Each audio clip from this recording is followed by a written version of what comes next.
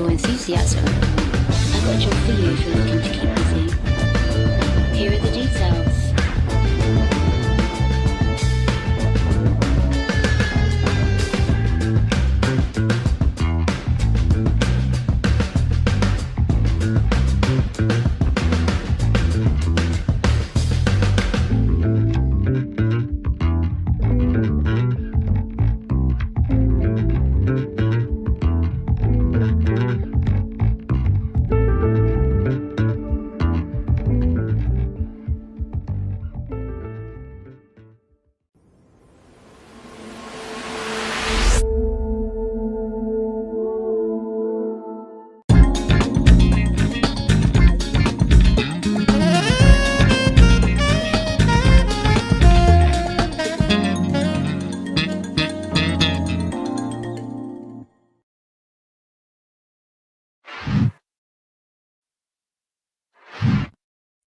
Greetings and welcome to another episode of Soul Talk, where we talk Star Citizen and members of the community.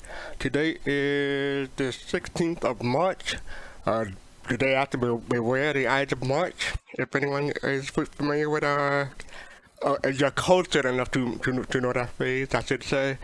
How's everybody doing? I see Cotton Face, Black Guy Legion, me, and Captain Jones, Robert Bow, Jade, Newsong. Hey, how was everybody doing? Yeah, another episode, episode 91, almost to 100 now, if that's coming up. Oh, by the way, speaking of Jade, I want to say, great, show last night on Yacht Club with Abdi. I gotta pronounce his, name correctly now. Abdi Johan and Jade were on Yacht Club last night, so check that out if you get a chance. Yes, you were live on Twitch, YouTube, and, well, I keep saying Facebook, but I never check. But yeah, so hopefully everybody's having fun. Everybody, so we'll talk about this more when we get into the show, but, is everybody enjoying 318? Let me know, hit a 1 in chat if you're enjoying 318. I'm happy my inventory is working in 318. Oh, you're actually happy with 318? Okay, we'll get into that in a bit.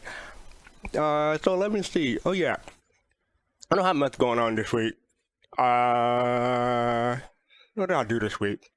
I finished Last of Us. I'm still watching The Mandalorian. Oh, The Last of Us is great. I do love the changes between the video game and the series, because a lot of the changes they made in the series make sense. So yeah, check out The Last of Us on HBO Max, Discovery Max, or whatever it's going to be called in the future. But yeah, other than that, oh yeah, I started a new mobile game. It's a city builder, and you know how those are the time things. So I'm trying not to get too involved. But the problem is, it is a early access game, so that. Even though they charge like a 99 cent or whatever for an item in the game, because it's early access or they haven't gotten all their eggs straight with Google Play, they're actually charging a little bit more because the currency differences. So I'm not buying anything until they get the currency straightened out. So yeah, I'm not gonna say what it is because it's early access. But yeah, so let me do my thing. And then I'll get the show started. City Skyline. Yeah, I've heard of that one. My favorite are the unofficial one, the 2050, And I want to play the 2205, but I haven't gotten that on sale yet. But I love the future annual series, not the past one. Alright, so I think this one everyone should be able to get it. It's older than 20 years, but I think Griffin will forgive me for this one. But here we go. Do you know what happened to a toad when it's struck by lightning? The same as everything else. So where is that from? I'm gonna drag people down. I see Jade is already in here. She's muted. So join my fixed space, Potentate, and Jade. How's everybody doing? Good. Does anyone recognize that quote? I don't recognize it, but I know what it is. How do you know what it is if you don't recognize it? I googled it. It's X-Men. Okay. Alright. Yeah, so that is X-Men Storm, if you're not familiar with it. Storm, the first X-Men one. Yeah, it's one of the first X-Men movie, I should say. Not the cartoon. I have seen it though, but I don't remember the quote. But I had a hunch, so I googled it. But Yeah, I think there were like a lot of good quotes from that. Yeah, it's what happens when Toad meets Storm. Storm wins. Spoilers, it's a 20-year-old movie. Yeah. Hey, Fitz, Pop, you didn't recognize that quote? No, no, I didn't. But I do remember the scene now. Okay, because Fitzpace he spoiled it a little bit because he was saying, "Oh, you're gonna do Storm in March?" I'm like, "Dude, yes, I was gonna do Storm in March." Oh yeah, I remember. Apologies. The Sexy Storm Halley, yeah. You know what? You could have did something from the movie called The Help. It was a favorite line, and at the end. See, why are you spoiling these things? It could have been, but now I can't. I gotta wait till next women history month to do it. So wait, do they have to be from movies? Could they be from a TV series? I'll do TV series too. So if you wanted a Halle Berry quote, there's a bunch of really good ones that would be really hard for people to guess because a lot of people didn't watch this very underrated series called Extant, which was on CBS. Yeah, I've heard of it. Yeah. The reviews of it said that it has a great build-up, but it doesn't really go anywhere. It does go somewhere, but I don't read reviews. I just watch stuff. Like, because I like a lot of stuff a lot of people don't even bother watching that, you know. And I mean, it's going to be bad. Come on. Yeah. I mean, well, yeah. The thing is, I heard that a lot of series like that have a good premise. What's another one? It was a good premise. It was excellent. The 4400 had a great premise, but it kind of let down. There's stuff like that. But, you know, it's TV series. What can you do? It takes you on a ride, but because they didn't, you know, it's like so many series where when it's done, when it's canceled before it's done, right? They didn't get to go all the way with it, but it takes you far enough. I don't want to spoil it, even though it's been out. But let's put it this way: right now, everybody's talking about AI, right? A lot of the things that people are talking about now are like sort of dealt with in this show that's like based in our near future, and it involves AI and aliens. And Halle Berry's like the protagonist. And said Extent was a great premise, but they got screwed over by the network abandoning it. So yeah, he's exactly right. Like, there's so many shows like that. I know we all know them. Like, we all have Firefly, our favorite. Yeah, it's like Firefly, exactly. Yeah, we can go down the rabbit hole. We got a big show coming up, so let's get to it. So first up, we have our sneak peek. Get ready for the Crusade. So the new Crusade, my bad. So yeah, that is the sneak peek for the past Friday. So what do people think? It's a coffee maker. Oh, by the way, if you want to come in and join and talk to us, click the link that I put in chat. So yeah, click that Discord link. We have a few people here. We can use a few more. So yeah. So Pop, you think it's a coffee maker, huh? Yeah. Espresso machine. I'll let me put it that way. All right. I could tell you. Go ahead. No, I was going to tell you. I think it's a Talladega Nights quantum defibrillator. Oh, it's a I'm flux. giving you the look, but no one can see it. I'm giving you the look right now. It's a flux No. capacitor. You know what, Pop? You stole my idea. I was gonna say Ah, it looked yeah. like something Doc Brown That's right. made up. See, that's right. You stole my idea. But yeah, so get ready for the new Crusade. Does anyone think it has anything related to Crusader Industries? Yes. I think it's a ship component, obviously, for I don't know, maybe one of the the E1, the C1, since that's like all being developed. Yeah, the Spirit. Maybe it's something for the Spirit, like that's been developed. That's not bespoke, but it's like Crusader developed this ship component. Oh, Gomap said it's a jump drive. Oh, Yeah, the probability drive. I like that one. But I agree. If it's a jump drive, then yeah, I agree. It's probably with the Spirit.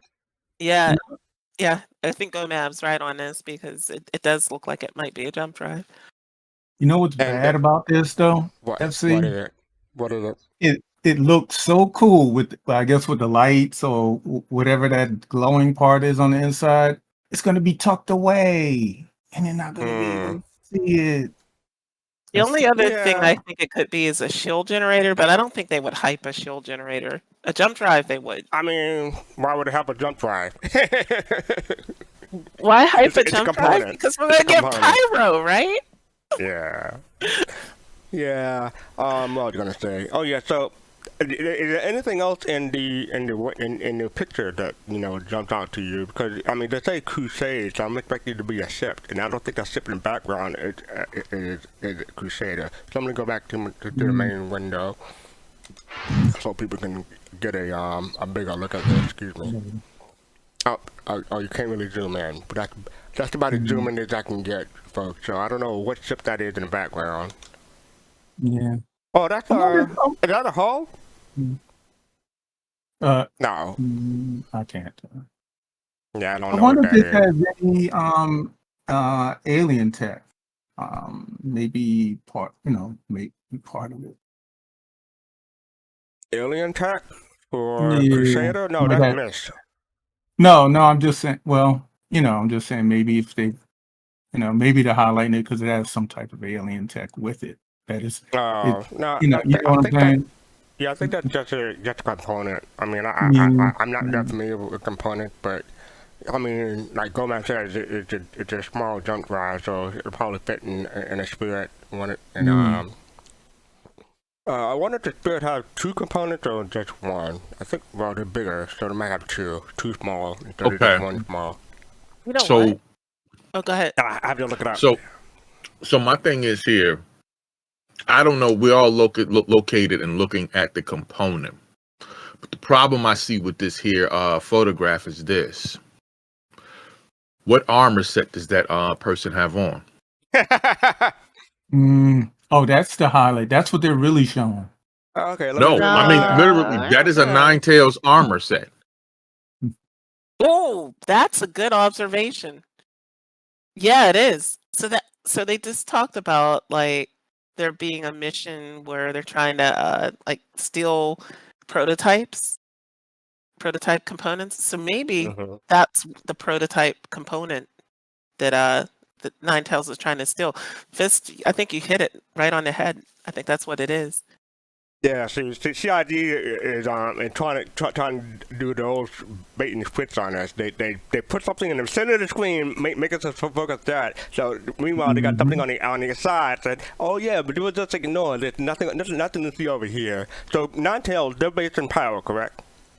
No, they're based at Grimhex. Xenothreat's based at Pyro. Okay. But yeah. I thought that might have been a Pyro connection, but it's not. No, it's it's the Ninetales. So they're like Crusaders' arch enemy, and they basically run Grimhex. They took it over. So you know what? I'm wrong. The Spirit had medium size instead of two small size. So yeah, so that still looks small to me. Interesting. Oh, I get it. Get ready for the new Crusade. Now I get it. So there's like a double entendre here, right? So yeah, it's Crusader. tell. It's something. So this is something that's going to happen at Crusader, like at Orison, right? And then this component is like made by Crusader. That's part of this mission, and then you could view the whole mission itself as like some type of crusade, whatever.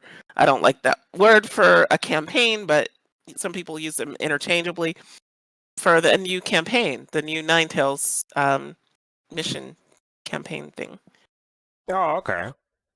Oh, so, So there's it's like a new triple entendre. Yeah. There's a new mission in 318 for Ninetales? No, but when we watch the Inside Star Citizen today words, they'll talk about like this mission that they're working on with mission modules that involve a prototype component that the Ninetales are trying to like get. And you have, well, we'll see when it comes up, but this makes sense that they would show us this because they've talked about it. So usually, like if they talk about something, we eventually see it. Yeah.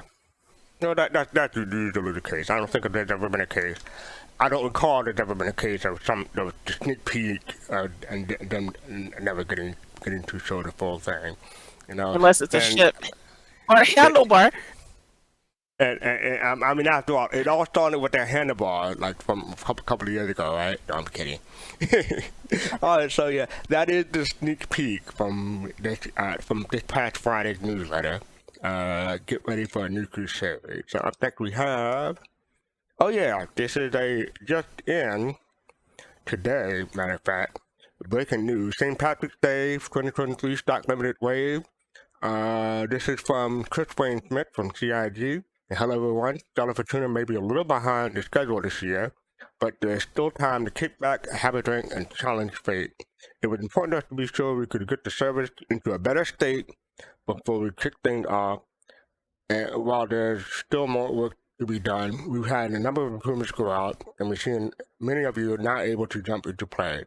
In addition to an all-origin themed promotion, you'll see the return of some stock-limited Fortuna Sip Pack, which now includes the Constellation Phoenix Emerald, the highlighted 890 jump, as well as our Stellar Fortuna paint, with new and returning, both new and returning.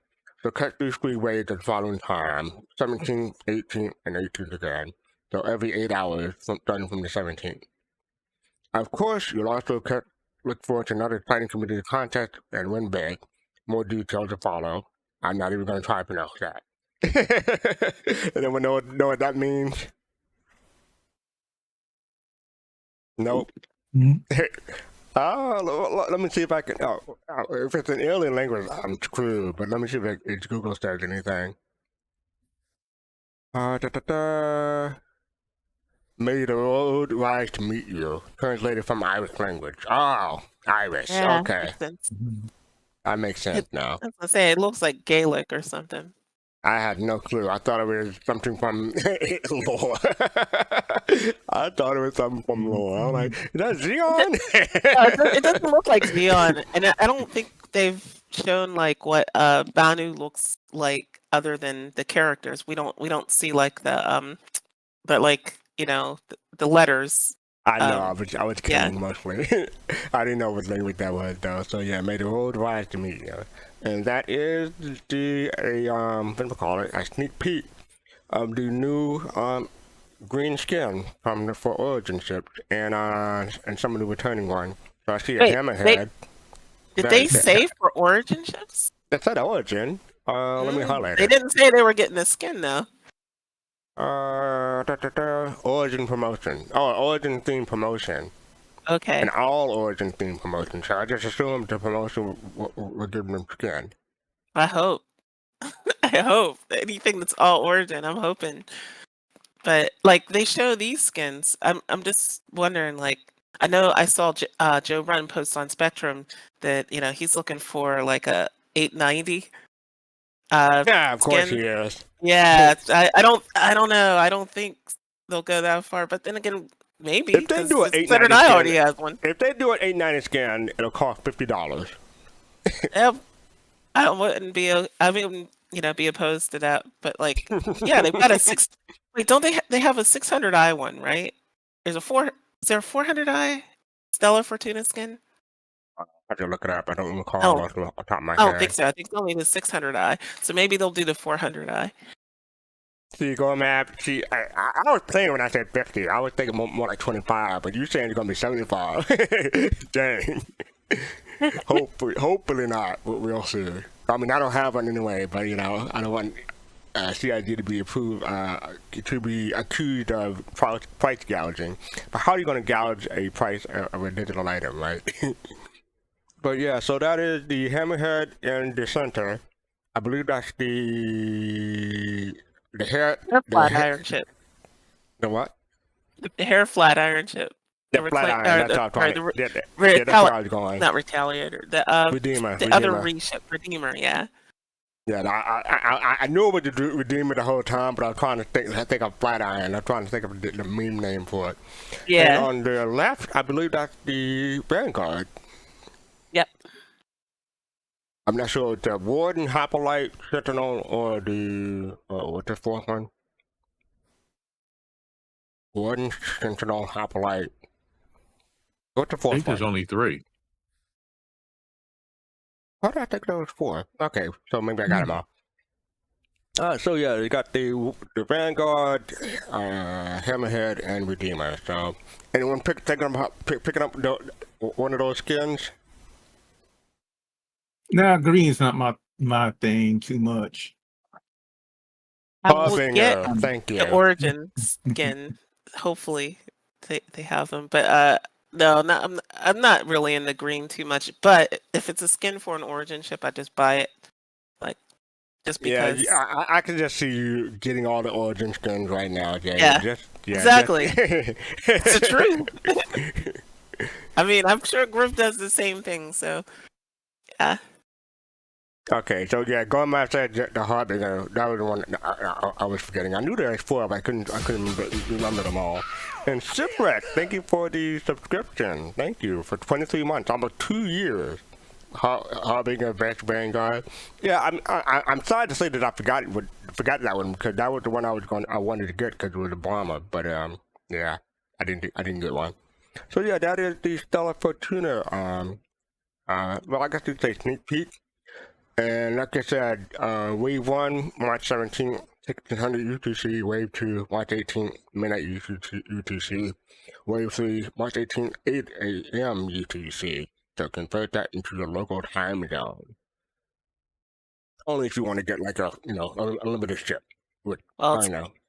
It's currently March 17th, close to 1:30 UTC. So you got like 16 hours on that one. Oh, sorry, 15 hours on that one. Oh yeah, it is almost. Yeah, it is almost. It didn't occur to me. Thank you for that. So yeah, I see the date, but I'm not putting it into my head that it's tomorrow. Yeah, I think in UTC. So yeah. I'm not gonna touch that one. I'm gonna move on. All right. So next up we have. I forgot to meet it. So yes, we have Star Citizen Live, Getting Turbulent. I did not get a chance to watch this, unfortunately. Been playing new games and reading and all that good stuff. But I did watch the Nuba Fire thing, and it started weird, and that's all I needed to know. No, so there was a lot covered in this episode. Especially, like, I was looking forward to hearing more about Planet, but I don't recall hearing anything about planets in this thing. So did anyone watch Star Citizen Live last week? Actually, I forgot. Yeah. I forgot. I did because yeah, I wanted to hear what Benoit had to say. But like, this was not a show where you were going to learn a whole lot about like, what they're doing as far as like working on the game. But I learned something. Abdi and I both said this last night on the Yacht Club. I did not know that Turbulent had been around and since the beginning of the game. Like, oh yeah, they were helping CIG. They're the OGs, if you want to say it like that. Yeah, I thought it was like a new thing, like but that's because I wasn't around at the beginning. So I mean, like everyone knows the famous one, Ilphonics, but they didn't stick around. And they had Moon Collider, and they had I want to say half a dozen other. yeah, Um, they talked about that during mhm. this, and yeah, like they talked about I think Disco Lando, Jared asked the question, what makes Turbulent different? Like, why are you still here, like hanging around? And it's because they're very passionate about the project, have been since the beginning. And this So that's isn't like their the only big project. takeaway. They're doing other stuff too, correct? Yeah, they do other stuff. Oh, that was the other cool thing I learned is that they even do stuff like physical stuff. Like they did an art installation in Philadelphia. So Okay. yeah, yeah. So like they don't just do game stuff or movie stuff. They do like anything that's like a crazy project that nobody else will touch. That's a tech project. They're like one of those companies that take it on. Hey, Black Guy Legion, I'm going to disagree with you on that one. Turbulent is one of the best things about the best part of GIG. If you know me, you know what I think the best part of GIG is. But yeah. That new All right, Merchant so yeah. Man. Say it again. That new Merchant Man. I was going to say Brian Chambers. Oh, okay. All right. I mean, we all have our favorites. I'm partial to Luan on the environmental art team because yeah. Oh, Sky, you caught me. Okay. So yes, that is the Star Citizen Live, and anyone want to join us, please feel free to click on the Discord link and join us. I guess I've been trying to get into it at 318, or they got into it and they're playing now. That's my guess. So that is Star Citizen Live, getting turbulent. Up next we have, I thought I preloaded all these, but I guess I didn't. This is This Week in Star Citizen. I know it's almost the end of the week, but I just want to cover a few things. So basically, in the meantime, first of all, they apologize for the turbulence and frustration that many of us are experiencing in this fully. But in the meantime, they'd like to take a moment to highlight some vital resources at our disposal. We got the server status page. This page is a one-stop shop for the latest update to get the current state of the game. We'll continue. I'm just gonna read it. We'll continue to update this page regularly, so check often, especially if you're experiencing an issue related to connectivity or stability. Known issues list. The knowledge base page is dedicated to highlighting the top known issues many of you are experiencing. Most important, it also houses any known workarounds or updates related to the said issue. Hey, Griffin, and issue console. It's likely that the issues you are experiencing are already reported on the issue console. Make sure to head over and submit your own. Once again, we want to thank you for your patience and support. And now that we got that, we'll be visiting those pages as we go along. But I just want to say, Friday, tomorrow, they're having a Star Citizen Live on Twitch. Oh, that's the reason I didn't load. I want to get the latest. Guesting time will be announced later this week. I was hoping it would be announced by the time I went live, but it's not. And you also receive your RSI newsletter delivered to you in your box. So check out Twitch, Star Citizen Live tomorrow. Normally it's in the morning in America, so afternoon UTC. So check that out. So that is This Week in Star Citizen. And I've gone to a Spectrum page because this person had errors since after still getting 19K errors. And Freya put a reply saying, "Hello there, sorry for the challenges."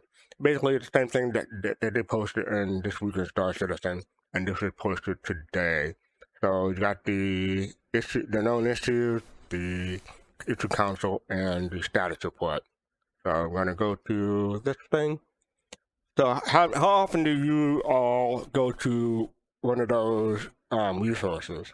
Or do you not go to them at all? Issue console. Issue council, Yeah. you're everybody. How about you, Yeah. Fist and Pops? I'm sorry, say that one more time. Do you often go to like the static page, the issue console, or the known issue page?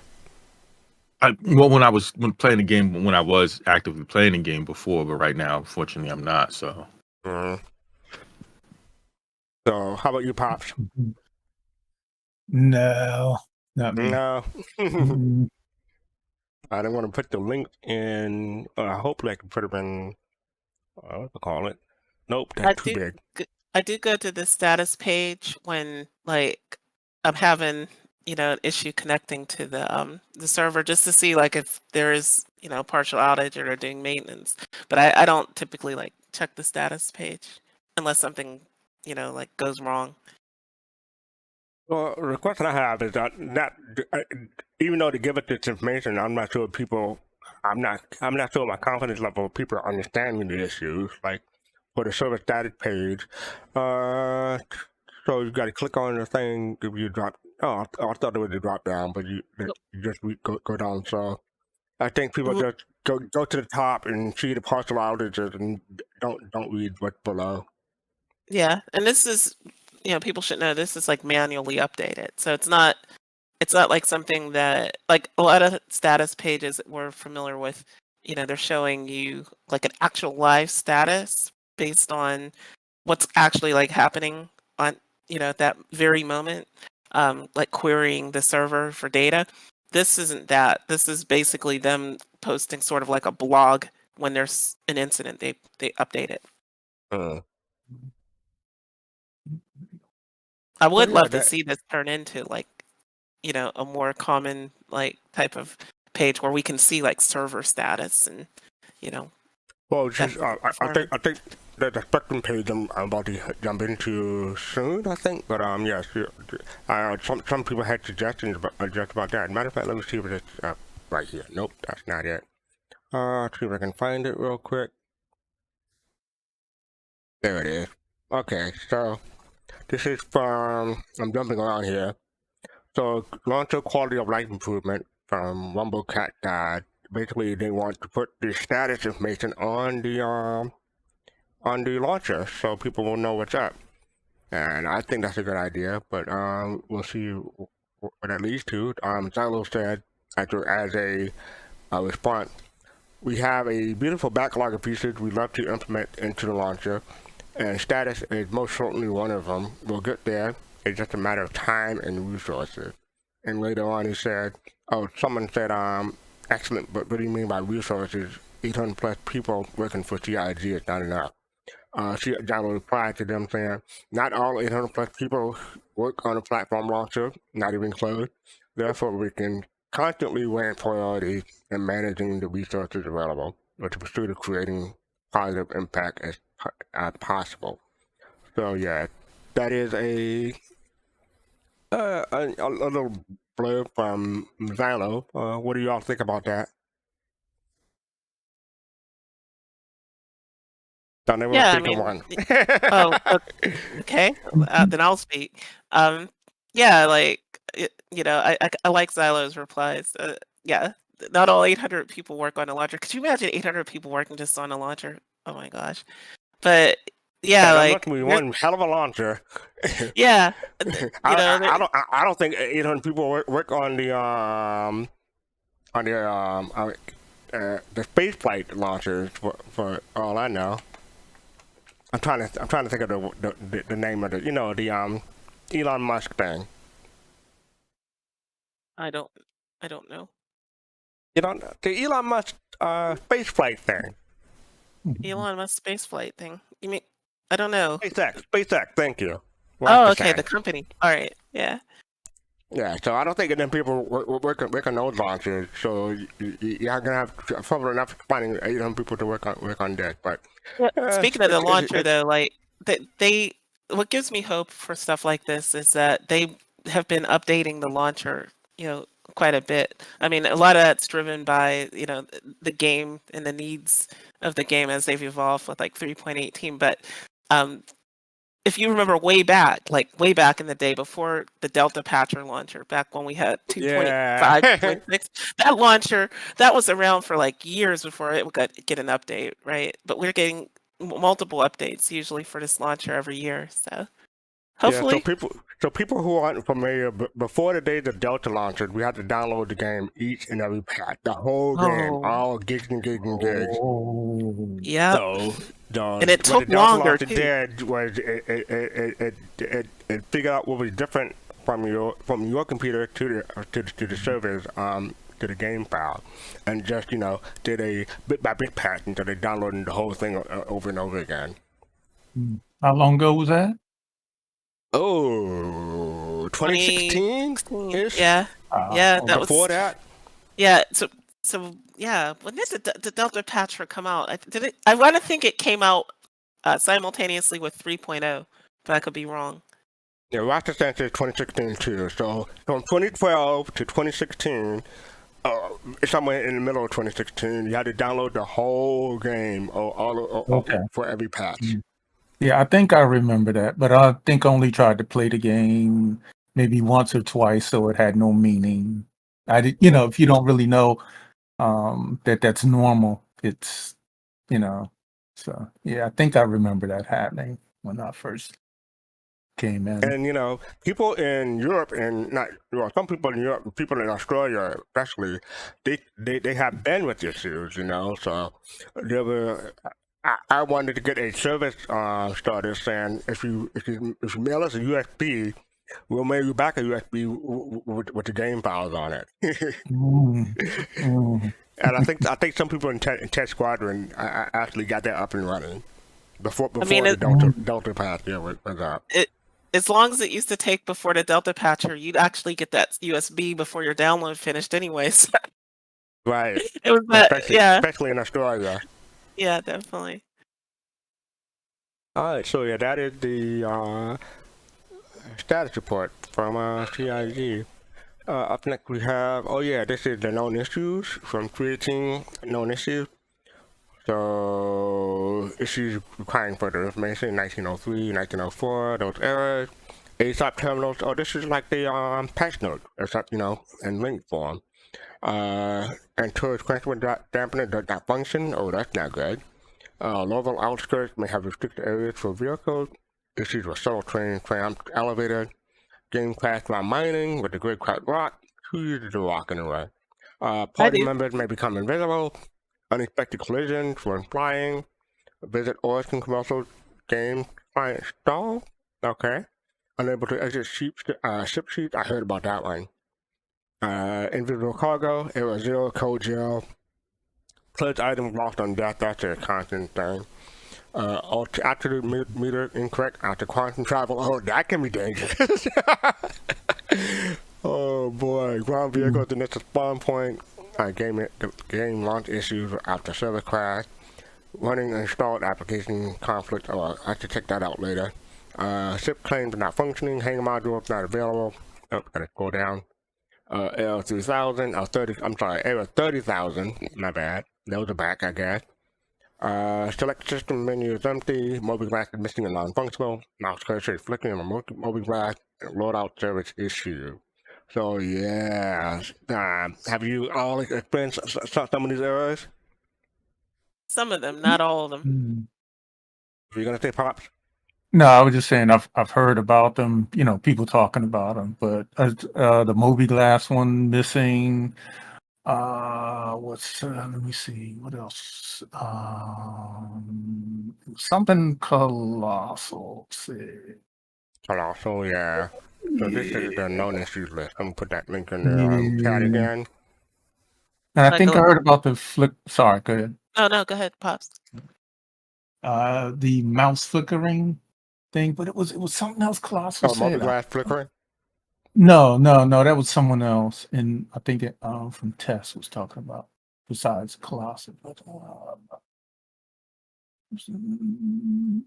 the pledge items being lost. Oh yeah. Yeah. That was the one. Yeah. Yeah, that can be annoying, especially with research becoming less and less. I don't want to say available. I guess. Well, yeah, I guess that is the proper way, and it's becoming we won't be able to reset as much later on, especially when the game launches. Reset will be a thing of the past, unless unless you like send in a ticket, unless something is like really really wrong with your character. It's a public service announcement. If you don't want to lose something, don't wear it. Don't fly it. Right, right. I mean, it's a yeah. simple thing, but people don't think about it until Yeah. they lose it. Yeah. When the game- Okay, Pops. No, go ahead.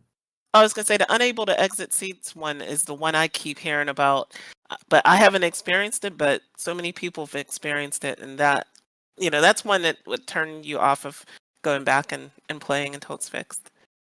Go ahead, Pops. Maybe it's just origin ships that are affected. No, if it was just origin ships, then it would have happened to me. So, It'd make more sense for Drake, I guess. yeah, but I don't think it's a ship-based thing. I think it's just, a system that's across different ships. Go, Matt. I'm gonna call y'all here, buddy. You busy? Come on in and talk to us. You seem like you know some of these things. Or anyone else want to come and talk to us? Come on in. Put your link in chat. Go ahead. When the game goes live, for real. Now when we lose something, now the items that we buy, we are supposed to be able to get those back, aren't we? Yeah, I mean, I don't know how to implement it, but we talked about it before. Okay. And Star Wars: The Old Republic, they have a NPC seller that sells you limited items, collected edition items that for a negligible price. I'm expecting CID to do something like that, but who knows what they'll do? They may go a different route. But so it really. No, I was just gonna say that they've talked about specifically with subscriber items. They're possibly in the future being a place like a store or whatever you could go to get those back. So that's something that they have talked about. That's all. Hold R, hold double tap Y. This will allow you to get on the bug sheet. Okay, that sounds like something out of a video game. Like, are you playing Mortal Kombat or Street Fighter or? He makes it sound, the controller when you used to have to hit the code. Yeah. Thing. Yeah. So that's what kind of sounds like he's doing. Thank you for that, Kai. Yeah. So if you get stuck in your seat, do those commands, and hopefully you'll get out. Yeah. Issues requiring further information or none. Oh, so they go into each one of these specifically as you go down. Let me see if I can find anything I'm really interested in. Party members becoming invisible. If players in a party are forced to respond at the same time, report that some of the party members become unable to see each other or their ships. Should this occur to you and your party members, leave the game instant for another, or returning to the game menu to launch party option again to resolve it. So basically, you got to exit and come back in. Unexpected working, visit origin. Oh, yeah, what is this one? Because this one confused me when I read it. When a station error where the visit origin commercial plays, the game may lock up or stall. Oh, okay.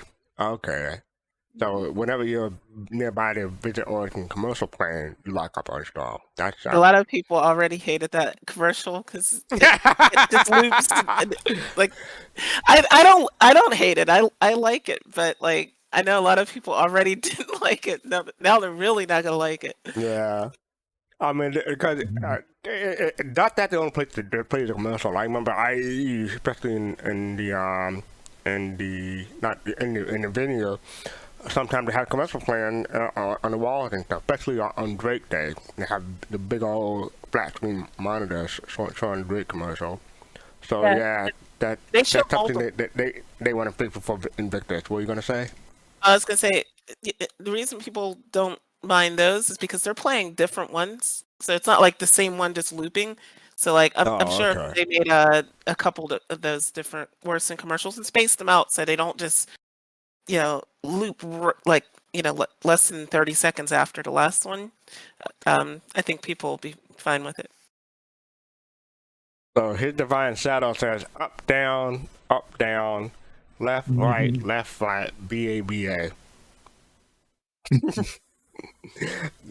When I get you out of the seat too, divine shadow. No, I'm kidding. Don't do that. So yeah. Visit Origin, unable to exit cheat steps. This one says pressing a hotkey repeatedly exit can allow you to leave. So yeah, otherwise we'll exiting and relogging into games will also free the player.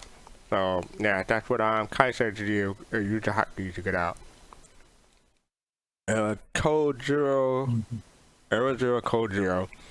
Okay, you gotta delete the EAC folder. Fully close the launcher, reopen the launcher, click settings, and click the verify analyze game file. Okay. If the issue persists, you gotta totally uninstall the game and all related files for fresh install to make sure the files are correct. Ouch. I don't want to get that error. Pledge items lost on death. This is the intended function of the system, and so outside support cannot assist recovering issues. Oh, okay. So my mistake. Do not put in the ticket. Items lost to death if they're taken by someone else before you can retrieve them yourself. So yeah, that's why you got to take care of your health and request assistance in game if you wear stuff you don't want to lose, or just not wear them. Altimeter. Incorrect after quantum travel. I do want to read this one. Upon exiting the quantum travel to location near moon, pilots may find altimeter freeze or no longer showing the changes, regardless of how close they are to the surface. This should direct yourself upon quantum traveling to a location near a planet instead of a moon. To work around this, use the scan function of your ship tab to generate a measure of planet surface, which can help you gauge how far away the surface are when you're in low visibility. Alright. Game launcher issues after crash, uninstalled application conflict. So Sonic 203 and Sonic Virtual Mixer will need to be fully uninstalled for the RSI launcher to function properly. And I think I have those. Those are ASUS products, I believe. And they come pre-installed, well, not pre-installed, but once you install your ASUS drivers and programs and stuff like that, I believe Sonic Studios is one of those that they can install. So I'm gonna have to uninstall them. I don't really use them anyway. Paying module not available. Yeah, that's the old thing. 30K. You gonna say them, Pop? No, this is wow. just wow. That's 30,000. That's typically. I think this is important for people to know because we keep not saying 30K issues, but people may not know what it really is. So, error 30,000. This error would typically appear alongside a server disconnect, which most commonly happens when the server you are playing on crashes. Sometimes after this occurs, trying to load back into a new server will cause an infinite loading wheel to appear and never connect. To correct this, completely close out of the game and then restart from the on-site launcher. So basically, when a server crashes or disconnects, that's when you're going to 30K. And sometimes it's recoverable and sometimes it's not. Select system menu is empty. Mobi glass is not functional. Okay. So that they want you to report that if you get that issue. If the Mobi glass is not missing or non-functional. Mouse cursing is flickering. Then they want to report that on the issue console. Loadout service issues. A whole bunch of stuff. Alright. So yeah, that is the known issues from the Intelligent Alpha 318. Fish, you're back. Do you have any thoughts about these? But No? Okay. Alright, so up next we have bug reporting and using the issue console. So this is always a good thing. I'll put the link in. Jade, You have access to Steam alerts. Can you put the link in chat for me, please? Or the issue console, Yeah. or for this particular page? Yeah, for the issue console. Well, I think I might have done it earlier, but yeah. Yeah, I can put it in. So as you play Star Citizen Alpha, you're likely to encounter issues from time to time. If you are able to get help for these issues fixed by visiting the issue console. This tool allows you to put it in Twitch chat. Oh, okay. You said stream alerts. Yeah, that's what the links are. Yeah. Okay. Yeah. So yeah. So that is the issue console. And like you said, Jay is typically one to go to issue console. I try not to go on to the PTU because I have other things to do with my time. I do go to the live, and typically I don't really I'm not really in the game that much to really have any issues when the time I'm in there. So, and if I do have issues, I'm like, it'll get fixed. No, that's not it. I typically don't have too many issues when I do, because I always delete my user folder after every patch. You know, I have never, even when I was playing, I've never deleted my user folder. You got Yeah, lucky there. but yeah, I guess so. And yeah, the only thing we're kind of scared to go in the game right now. Well, not really scared, Yeah. but No, scared is the right word. Nervous. yeah, this sounds horrible, but yeah, because we needed to get a shot, but then we were like, wait, yeah, we'll wait next month. You'll wait. We'll do it. Yeah. So I wouldn't be surprised if they removed that delete user folder thing, because it's been a while since you've had to do it. The reason for it used to be that the shaders were stored there. Shaders, right? But they've moved them. In fact, I think they now tell you where the shaders are in patch notes, especially like on a PTU. So I saw some communication. I don't know if it was on Reddit, but it was one of the developers was asked about it, and they said, we don't know why it still says that, like because there's nothing in there now that is like super important. The thing that was so I delete my settings and everything for nothing now, basically. Well, I mean, now the thing is, like, if you store your you store your controls, right? If you have custom keybinds and things like that, that's going to be in there. You want to copy those out before you delete your user folder, obviously. But the main reason was that the shaders were stored there. So yes, now maybe it's not as important, but I'd like to know more. Like, when they finally remove it, I'll stop doing it, but I'll keep doing it until they say no. Yeah, so I will too until they stop saying it.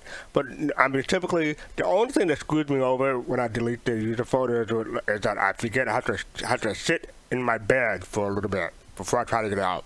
Otherwise, I'll fall through the world because I'm getting out of bed too soon, and the planet hasn't fully actualized underneath me. Yeah. So that is the issue console. Next we have, so we're getting to some of the more fun bits. The Drake Vulture had their page. The concept sale was a while ago, so this is, the flyable sale. So did anyone pick up a Drake Vulture? No. Not during the sale. I had one before though. Yeah, so I mean, so you pick one before the tournament. So Yeah. But you do have one. Yeah, I do have one because I wanted to be able to go out and salvage, like, day one, which I did. So I was lucky. I was able to get in on Saturday and salvage for like 15 minutes and made it 100K. So yeah. Yeah, DK says he got one. So yeah, I'll probably get one in game. I'm not gonna pay money or asset credit for this at the moment because I'm not really sure how involved in salvaging I'll get. I was heavily involved in salvaging and EVE Online because that's how you get your components and stuff like that. But I'm not really sure how involved I'll be doing that on my Endeavor or whatnot. Well, you can craft a multi-tool with the Vulture and the Reclaimer. too. So yeah, but we do have a commercial to add. I'm gonna Just see a bunch of. Oops. Most folks, they see a wreck, and they just see a bunch of junk. Not you, though. You see a gold mine. You don't bother with a big, clunky rig. You don't need to. That's you, a wrecking crew of one. Doing it your way.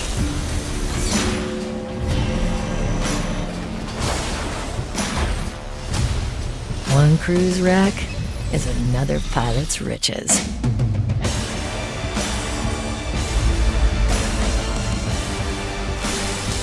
Epic music going on here.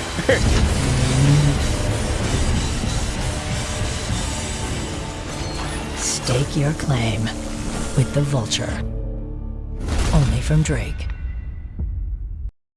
I never noticed that, but from the front, let me get that picture again from the front. But from the front, it kind of looked like a Constructicon or a Decepticon from Transformers.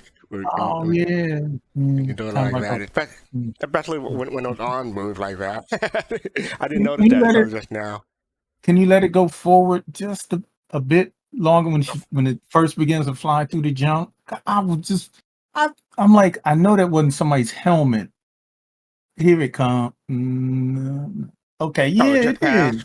Yeah, it was. Okay, they're right there. Yeah, somebody's helmet. Okay. Yeah, that's someone's helmet. Yeah. All right. Somebody lost their head. Oh well. Somebody had a bad day. Yeah. Y'all looking at that helmet, I'm looking at the ring around the planet. Man, that's kind of cool. Yeah. I'm like, I wonder and also where that is. the new EVA systems in this. Oh yeah. You're right. Yeah. There's a lot of little Easter eggs in this. People who may not be familiar, the EVA system is something they previewed on a previous ISC, where EVA system will get I don't want to say a facelift, but yeah, it'll be improved upon. So yeah, that is the EVA system that Jade pointed out. So yeah, it's good eye. Did you see that one box seem to push the other box like out of the way when it came out? Like, yeah, I mean, that would be cool if they set up the Vulture like that, where you could salvage 3 boxes before you have to go down there. Because if you're going to be a wrecking crew of one, the efficiency of that word. It's coming up. It's coming right here. See, it pushes the other box, right? So it would be cool if there was some update to the Vulture where you could have 3 on the floor before you had to go back down in there and start moving boxes. That's the only thing. I noticed that right away too. I'm like, that's interesting. I wonder if that's intended future stuff, but who knows? But I love this commercial for multiple reasons. And the music's they always do a good job on the music. Music is epic. Yeah. But I love it because that's what it is. It's a 1-person ship to go out and salvage and start your salvage career if this is the thing that interests you. And it really conveys. Yeah, we've seen all kinds of trailers or commercials for combat ships, and they always look epic. And this is the first non-combat ship epic commercial other than the 890 jump one that I would say wow, that holds up as well to any of the combat commercials. Cool. Yeah, I'm going to try to start speeding up here because we're at the top of the hour and we got a long ISC and a long Machinima coming up. So, are you saying I'm long-winded? Sorry. No, no. It's me mismanaging time more so than anything. But next up, you have the and Scorpius Antares, the future of combat. This is the concept shell, even though it's also playable in game, or if you can get into the game. But yeah, so you have key pieces, lights out, and have a devastating EMP generator, no escape, disable hostile quantum drive, keep foes at the mercy, hit hard, wing-mounted laser repeaters and built-in missile rack for deadly punch to your arsenal. And you have the gallery, and you have oh yeah, the commercial. I'll get to the commercial in a moment. You have different skins. See if I can get a good view of these. You have the factory standard. You have the avalanche. You have the shock burst. I like that one the least. And you have the Tiburon. I'm not sure how you pronounce that, but I believe that is the Chairman's Club version. So if you're not a Chairman's Club, you won't be able to purchase it. You have to get it in game later on. And those are the specifications. They're similar to it's same as the normal Scorpius. They have a brochure with the technical aspects. I'll get that one later. I collect all the brochures, or most of them anyway. So it comes in at $210, and it's cheaper than the normal Scorpius. The $210 for Warbond, and you have the Chairman's Club with the tapering paint skin. And you have the RSI credit version for $230 with the normal paint skin. So yeah, anyone got the Antares yet? No. No, I'm not getting one, but I might get that yellow and orange skin. Really, the one I like least. Yeah, I like bright colors, right? And so yeah, yeah, I support them making more bright colored skins and not everything gunmetal gray, black, and charcoal but gray. you stand Other out more in variations. space to make you a better target. It also stands out more in space so that you can tell somebody where you are and they can see your ship. I don't think people will want to see your Antares coming and trying to sneak up on them. I think, but yeah. But it depends, right? Like if you're flying around, you're doing bounties or whatever, and you're answering a medical beacon, right? Like there's all kinds of scenarios where you want high visibility. Because maybe you're not, doing medical beacons in a C8R, but you're answering them between other like combat-oriented missions. So there's a good reason for high visibility for a ship like that. Oh, they have the double skin pack for Warbond. I believe that comes at LTI. Well, I can check real quick. I click on more info. Also include for time check. Yeah, so the Warbond got LTI. They come with the and then you get the normal RSI credit version for $40 more. Then the RSI 5 pack for $16.50 for Warbond. And okay, they got 2 flyable packs. Because one is RSI credit, but it still has LTI on it because it's above $1,000. So yeah, so you got $1,800 burning a hole in your pocket. And you want to get LTI, not burning a hole in your pocket, but rather your RSI account. You can pick that up if you choose to. The color of your ship doesn't make your target FC. Red is all that matters. I agree. Red is all that matters. Red and black. So if you want to get all 6 skins, got pay $37 US dollars. Got the Turbulent and got the 5.5 skin if you're not a concierge member. So you have the $37 one for concierge and $28 one if you're not concierge. And it come in individual skins, $7.50 each. You get merchandise. I don't know about the vinyl sticker. You got the mug, RSI mug, RSI t-shirt, RSI Goliath pad. Does anyone use a Goliath mouse pad? I'm just curious. Tell me in chat. Does anyone here ever use a Goliath mouse pad? No, I didn't think so. But some people love them. Mouse pad's probably bigger than my desk that I have my gaming PC on. Right? So you got the limited time Warbond offer for the upgrade. So I don't think it comes with anything special other than it's cheaper. Yep, it's just cheaper. There's no 10-year insurance or LTI or anything like at this time. It's just cheaper, $20 cheaper. And that's about it for the Antares. But we have a commercial coming up, so let me play the commercial. Mute first. Oh, unmute. I'm gonna lower the volume so we can talk over there.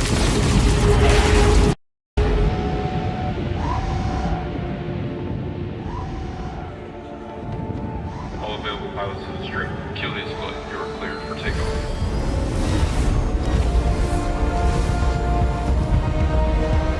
Julius flight. Engage burn in flight heading 110.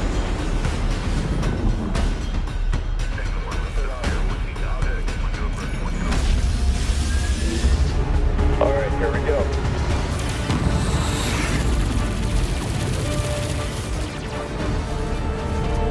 Missile incoming. Launching countermeasures.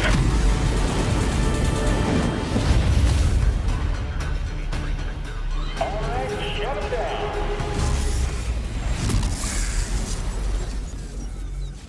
I've got a shot. Cut him out. Thanks for the assist. Anytime. Quantum jammers engaged. Let's finish this.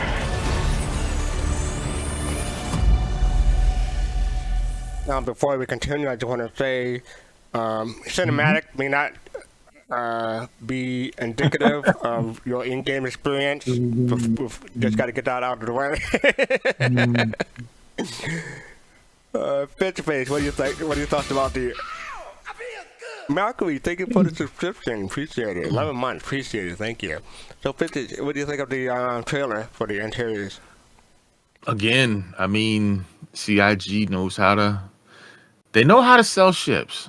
I'm gonna put it to you that way. For good and bad, right? They know how to sell their ships. Cinematics. They know how to get people hyped. All of that stuff. Like you said, you know, it may not be what you experience in game, so take it as what you see. It is a cinematic.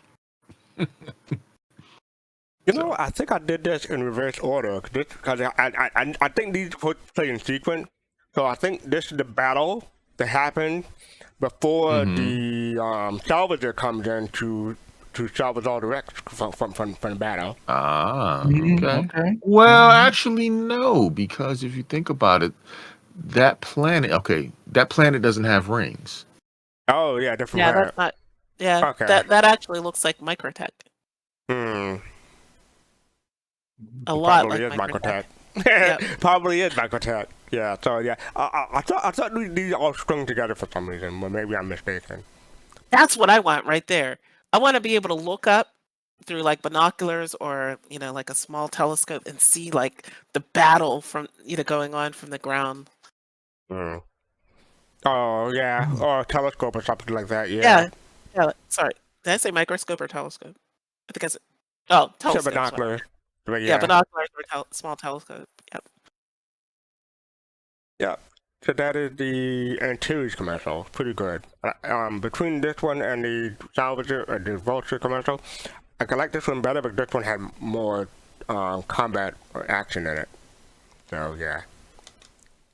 Alright, so up next we have the Q&A for the Antares. Jade, can you put this in Twitch chat for me? The Q&A link? Yes, I can. So I'll just go over these real quick. Are there any advantages over the base Scorpius armor, shields, and maneuverability? The Antares armor and shields are the same as the base Scorpius. However, the lack of turret makes it lighter, so the Antares have a marginally higher top speed. For balance, its handling performance has been slightly reduced too. So when this says something has a marginally higher top speed, shouldn't something have it's in space, right? So as long as you don't apply any backwards thrust, you should keep going faster and faster and faster, right? Jay? Well, the way it should work is that if you apply thrust and you're continuously applying thrust, then yes, you should be going faster and faster. But this is a game, and Newton's laws of motion do not necessarily have to apply, as we've seen where they've added magical space drag, where now if you decouple your ship slows down, like sacrilege to anybody that watches The Expanse. But so, So Yeah. like in real space in physics, like I mean, you never approach the speed of light, but I'm assuming something does eventually. Well, you run out of fuel before In, anything like that. in theory, if you had some way of accelerating an object with with no consideration as to fuel, like let's say something like a laser propelled cell, right? Where you have this Or laser. light sails. Yeah, light sail, right? Exactly. Yeah. So imagine that for years and years and years and years, you could get up to significant percentages of the speed of light. And physics allows everything up to like 99.9999%, right? Because at the speed of light, your mass becomes infinite. Right. You just need more and more fuel or more and more push to keep Right. accelerating you as you get to relativistic speeds, right? So yeah, in theory, you could just basically just keep accelerating, or have a constant acceleration, and yeah, your ship would go faster and faster. But this is I a game; they can't So- do that in this game. So sorry for getting sidetracked there, folks. I just saw that statement. I'm like, wait a minute. There's something wrong with the statement. It's like, okay, so my bad. Well, the Antares cockpit setup differs from the base Scorpius. We have 4 MFDs or 2. The cockpits are virtually identical. I think that's all you need to really see there. Despite losing the turret and therefore a substantial amount of firepower, as well as reduced angles of cover fire, the Antares still packs a punch in terms of weaponry, with the Antares technically classified as a heavy fighter. The Antares is still classified as a heavy fighter due to remaining firepower. So yeah, I think that's the first part. Just to answer the question, how did the extra interdiction and EMP modules affect the Antares signature being scanned? As it's more energy hungry, additional power plants to run them, the Antares has a higher signature. So yeah, meaning you can detect it more easily. How does the Antares quantum enforcement device QED component differ from that of the outside matter? The Antares does not have a full QED, just a quantum jammer, which prevents nearby ships from using the quantum jab. The Mantras had both a quantum jammer and a quantum snare, which pulls ships out of quantum jab. However, the Mantis does not have an EMP like the Antares. So basically, if you want to do both, you gotta have both. So, 2 people or 4 people and 2 ships. The advantage of the disadvantage of the Antares have over, for example, the Cutlass Blue or the Vanguard Sentinel. The key advantage, is the combination of both a quantum jammer and EMP device, where the Cutlass Blue and Sentinel only have one of the 2. However, the Sentinel and Cutlass benefit from having accessible interior space, providing greater flexibility in the role. So yeah, you can get up and walk around in the Cutlass Blue and the Sentinel, but you just got a cockpit for the Mantis. Will the EMP be as powerful as the Vanguard Sentinel? It's very similar in power to the Sentinel, creating a slightly slower charging time for slightly increased range. These values will likely be adjusted over time to both ensure competitive, but to both remain competitive but different. As the Antares is not maneuverable or nimble as the Avenger Warlock, the EMP range a large effect enough to make up for this. Yes, the Antares EMP is higher than the Warlock to account for its reduced mobility relative to the smaller ship. Because, like I said earlier, no, that was the Spirit. But I believe these have medium-sized components that are small for the Sentinel. I'm sorry, the Warlock. The Sentinel will have medium size too. What size EMPs? Speaking of what I was asking about, how many ships can the EMP take out? The EMP generated book items that can fit within usual component parameters. How many ships it can disable entirely depends on how close they are and the component size, as it's a radial effect that targets component directly. What is the full time for the EMP Antares? Giving concrete times for full weight is something we wish to avoid at this point, as fully balanced and iteration post-launch is inevitable. If someone is playing solo, can the pilot control the EMP jammer and the EMP? No, the co-pilot is required to activate the quantum jammer and EMP. So this is a 2-person ship. Do not think you can get into this or buy this and think you'll be able to control everything single-handedly. need someone else in there with you. So the co-pilot has control of the missile as well as the MP. No, the co-pilot has access to the MP and quantum jammer. The pilot controls wing missiles, wing weapons, and missiles. So yeah, the co-pilot is just there to control the MP and the jammer, and that's a big conversation in the community. So speaking of that, what do y'all think about that? Well, Griff and I had a conversation on the Saturday show about this, and it is good gameplay for the commercial. Kind of made me think of whether or not it's faster. So this does. It is faster. So the pilot will be pretty busy, maneuvering and getting away, and the co-pilot, busy, doing the jammer and all that the other thing. So yeah, it's a lot of coordination. Go ahead. No, I was just gonna say again. To me, this is like I was saying my statement from last Saturday as well as previous, I think Thursday show or something like that. This nails down. This is probably our first iteration of actual co-op. Not co-op, but multi-ship, multi-crew gameplay. Excuse me, trying to get my words right there. Where you actually have a secondary functioning role. Where, not saying that we didn't have that before, where we had somebody in a turret, in a gunner seat or something like that, but an actual role where designated outside of just firing a gun, that actually has usefulness to that ship. I think one of the things that I believe it was Griff that really pointed it out is that the multiple ships that were of this being used, and this is going to cause people to again cooperative gameplay. Where it's going to take a squadron, coordination to get the job done right, and people have to get that in there. Get that mindset together. Coordination, playing together. Yeah. What was that? After John Weatherspoon, you got to coordinate. Coordinate. Yeah. Get your mushrooms. Get your mushrooms. All right, so up next we have is the E-warfare components of the EMP of the Antares modules, for example, can be replaced with the Scorpion turret. Mm-hmm. The two ships had distinct geometry changes to the hull, making them full variant.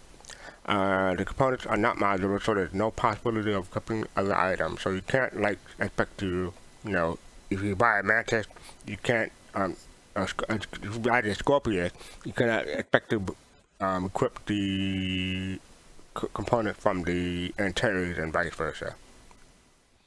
With the introduction of master modes, will the quantum jammer affect ship ability to quantum boost? Yes, the quantum jammer is currently planned to interfere with the ability to quantum boost. The possibility of extending the Scorpius wing configuration to include a flat pattern was previously mentioned. Is there any update to that? It's still planned, but low down on the priority list.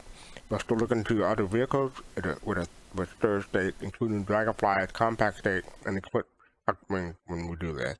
So they want to do that, but they want to make it all at one time. I didn't enjoy each one piecemeal.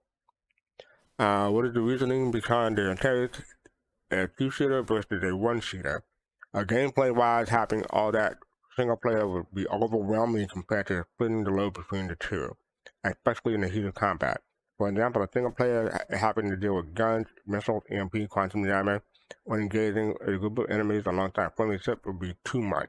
So that's basically the answer to that. That's why they're trying to split the load between two people in one ship. Anyone got a problem with that? No? Alright, moving on. So up next we have, the Lasting Legacy. I thought I had a page for this, but I guess I skipped it by accident. But here's the Lasting Legacy.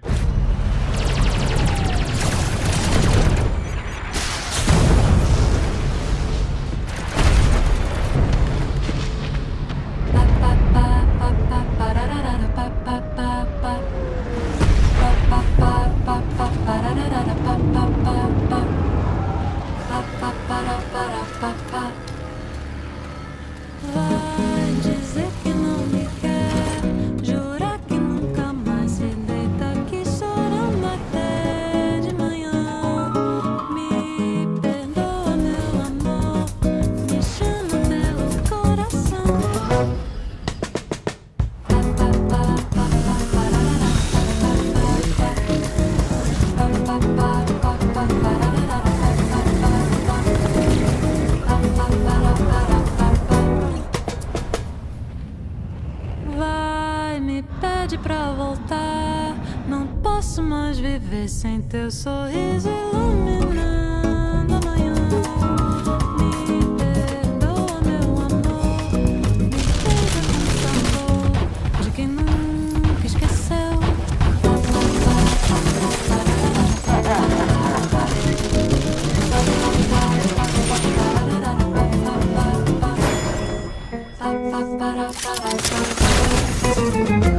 Vai, me pede pra voltar. Não posso mais viver sem teu sorriso iluminando a manhã. Me perdoa, meu amor.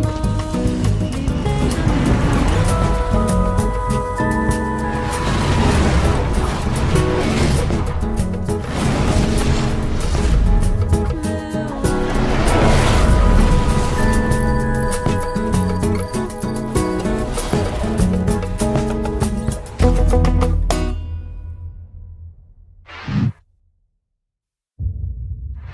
So I don't know about y'all, but I can't find a single thing to do in this pack. There's nothing in this pack. There's been all this time and nothing came of it. What do you? Nah, I'm trolling. Do you want to say that this person here? Let me rewind a bit. But this person here, he reminds me of the same guy in the Kraken commercial who's drinking a cup of coffee. But I don't. I'm not sure if that's him, but it remind me of that guy. It looks like a younger version of him, but yeah, it's definitely And the Picos like everywhere. So yeah, I do have the link, the main link of the Star Citizen out there. I had to reverse order, so my bad about that. But yeah, explore the biggest Star Citizen update yet, lasting legacy. And you know, it didn't occur to me before, but each Star Citizen pack has a subtitle. This one is called Lasting Legacy, and I wish I could have gone back and pick up all these others. Maybe I'll do that for next week. But yeah, it'd be interesting to see how Star Citizen names their patches going forward, because EVE Online does that too. So what's new in 3.18? I think we'll just skim through this real quick. We got Tech 2 Years, Location, Vehicles, and more. That's commercial. Got Pico in there. Persistent internet streaming. Dollar Salvaging. Great Vulture. Soft Death. Yeah, that's a thing. People have to get used to that. And Antares, we talked about. Cargo System Refactor, sorry. Gen 12 graphic rendering. Like PES, Gen 12 is a hugely important update to Star Citizen's core engine. I'm looking forward to getting into the game to see if I can tell any different. I have a 2080 Super. I know people who have a. I think people who have a 1080, RTX 1080 or that generation or below will have difficulty seeing the difference. But I think people 2080 and higher may see a difference. Am I wrong on that one, or that about right? I don't know. Right I haven't been in. I know when I was in, and well, this was in space. I was getting well over 100 frames per second. Really? Mm-hmm. Yeah. Yeah. Well, that's what about on planet? All the way down to sometimes 30, depend on where it was at. And, you know, it just depends. But in clear space, I was getting well over like 140. And what is your graphics card? Oh, the 7900 XTX. XTX, okay. Yeah. So I have a 3090. And I've got really good frames in space, like pops. But what I've noticed is that compared to 3.17.5, my frames on planets is slightly lower. And I do remember seeing something one of the devs mentioned about that. So that's something that's being worked on. So if you found that's your experience, it's completely normal. But it's something that's going to be worked on. So we have natural wonders, sand caves and rivers. Let's talk a lot about those on previous ISGs. Secrets of Daemar, 600 Iron Mercury Settlement. Career reactivation. That's another gameplay feature. All new missions, gameplay new missions in Origin and Pressure. High-speed thrills, new racetrack. I'm looking forward to trying to get into the game and play some of those. Who wants to race with me or against me? All right. Yeah, the only problem is I still need to get a new joystick because my throttle broke on the one that I have, so it's gonna be tough for me to try to control speed unless I use voice attack. Do this complete 318 patch notes. I'm not gonna click on that at the moment. I think we did that last week. So yeah, shouldn't be too much from previous patch notes. So what are you gonna say? I'm gonna change. I wanted to change gears if that's okay, real quick with you. I'm still on this subject, but I noticed in this video, is there a subliminal message that CIG is trying to put out to us as we watch the video on the beginning, seeing the Starfarer being attacked and blown up, right? And you listen to the style of music, just a nice summer breeze as you would think of it, like, hey, let's just blow somebody up. It's just like it's nothing. So I'm just throwing it out there. What do you think?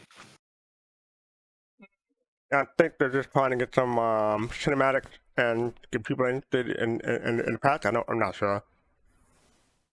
Just my opinion. Your I'm opinion? Not sure I don't think there's any hidden messages, but maybe I'm missing something. I don't know.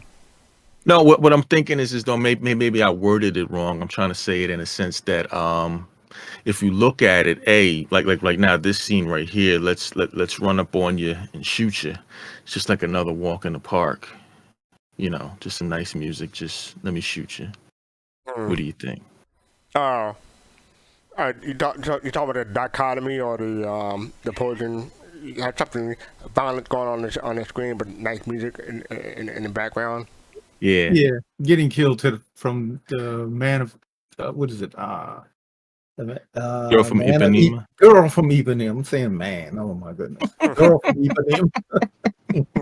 But, yeah, because it's if you ever played Saints Row, it was a funny part in there where a guy was within the video game. It was a part where you had to do a mission. And you went out there and you started, just killing folks while listening to some, I think it was like Alicia Keys or something. Because I'm just saying it's usually like something's high cinematic, bombs exploding, guns going off. You think of something epic or whatever. But it's like, hey, okay, this is soothing. Okay, so this is just like a walk in the park.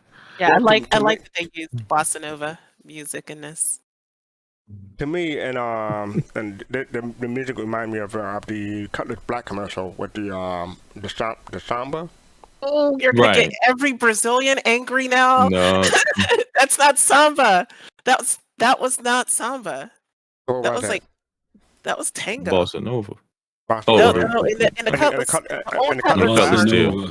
the old Cutlass Black commercial, right? Like that was like that was not samba. That was like Argentinian music. Hey, I'll forget people when they confuse hip hop and rap. So no, they're it's not like even like hip hop and rap, right? It's more like hip hop and I don't know, hip hop and trap, right? Maybe, it's like that big of a difference, right? Yes, the Chauvin. I'm sure it wasn't disco. Yeah, it wasn't disco at all. Yeah, no, but you can even remember in that old commercial, in the Cutlass Black, there's like a terminal, like a radio screen, and she's going through to like pick what genre she wants to listen to, and then she puts tango, right, and then it starts playing that music. Dun da da da. It's in 3/4, right? So like, okay, yeah, it's not bossa nova. I mean, it's not bossa nova. It's not samba. So what I'm trying to say, fastcart, is this real quick, is that being a killer is soothing to the soul. Ah, okay. So I'm going to go through these real quick before I get to the IST because we're running over time, I think. So yeah, you have a bunch of yeah, Griffin, thank you. So yeah, we have a bunch of ships available as always. So just click on that to check those out. We got the Whitley guide to 300 series. All your origin owners probably check that out for if you're interested in getting some back lore about the Origin 300. Got this 318 white. There's a question about 318-1 being white. Jalo said, hi all, adding 3 important note about the partial wipe is always possible with 318-1. If you encounter some catastrophic issue, we do not expect a wipe. But so they're saying they're not expecting a wipe, but there may be a wipe. So we'll see. This is the Imperator. Imperator 7-day extension. Oh yeah, that was supposed to be a thing because 318 coming out, but they're going to extend it by they don't have a date yet, so they'll let us know. But because of all the shenanigans going on with the service, they're going to extend this 7-day test extension. This is the quality of life improvement. I already spoke about it before. Okay, so this is the ISC. It's 19 minutes. I'm going to stop at around 10:40, talk up a little bit, and then pick up again after that. So here we go. Hey, before we get on to the normal business of Inside Star Citizen this week, we wanted to take a moment and recognize and acknowledge what's currently happening with the live gameplay experience. Obviously, anyone that's been following the project for any period of time knows that running a live gameplay environment throughout the process of development is an unusual, sometimes trying, but often rewarding experience. But it's not just the tremendous work of our developers that make this possible. It's also the continuing commitment of you, our players, that allow us to test things at scale. Because it's often easy to forget that with the hype and excitement of a new release, that every level of Star Citizen is a development and testing platform, even the live alpha. Now, even knowing that the launch of Alpha 318 was going to be rougher than normal, I think it's fair and safe to say that we were all hoping for a somewhat smoother experience than the one that you have been finding the last week. Now, while I'm going to continue pointing you to the amazing efforts of our platform team, the player experience team, and especially the community team in updating you on the continuing progress through the website and socials, because, quite frankly, they're far more plugged into those things than I am and will have much better information than I ever will. We did feel it was important to acknowledge the current state of things at the top of this show, whose story was set weeks and months before. I said it on SCL, and I'll say it again here. We don't just share in the victories with each and every one of you. We're often right there with you with the same thoughts and the same feelings about our disappointments. We're sorry for the rough launch, but I hope you can see the determination and the dedication of those people working to improve things in the improvements that are being made each and every day this week, and will continue until we get things where we want them to be. So with that said, let's get started with this week's show. Since the launch of the Persistent Universe in December 2015, mission gameplay has been at the center of the Star Citizen experience.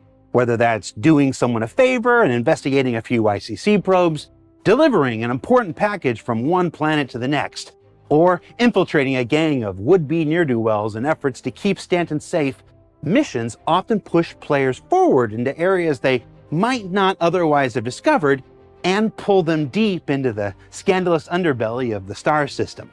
And over the years, through the work of the mission feature team, missions have continued to evolve into a modular system that allows for designers anywhere in any studio to create missions not in the weeks and months of 2015, but in the mere days of 2023. So on this week's Inside Star Citizen, let's learn a bit more about how that modular system works, the technical complexities that make it possible, and take a peek at some of the new modules currently in development for Alpha 319 and beyond.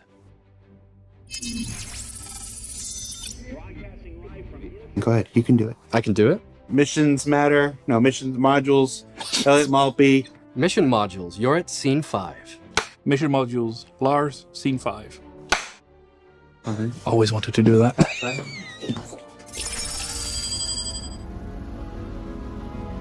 At the very beginning, the early days, everyone was just coming up with missions, right? What we used to have to do is have a bespoke mission for every mission we had. Someone might have built it to act this way, and then another person might have built it to act this way, but in a completely different way. So one person would start like a delivery mission, would have to write it from beginning to end, and then some other person would have write a bounty mission from beginning to end, and then another delivery mission, again, from beginning to end. And the problem with that situation was that everyone wrote their scripts differently. Each mission, while might have similarities, every bit of logic was different in some way. We are a game that constantly evolves, that constantly gets updated, so things break sometimes. We used to get bugs back, which was like, oh, you know, that when we enter the action area for this mission, this happens, but it wouldn't happen on the other one, even though they're functionally doing the same thing. Everything was built in a different way, and so everything also needed to be fixed individually. It was a lot of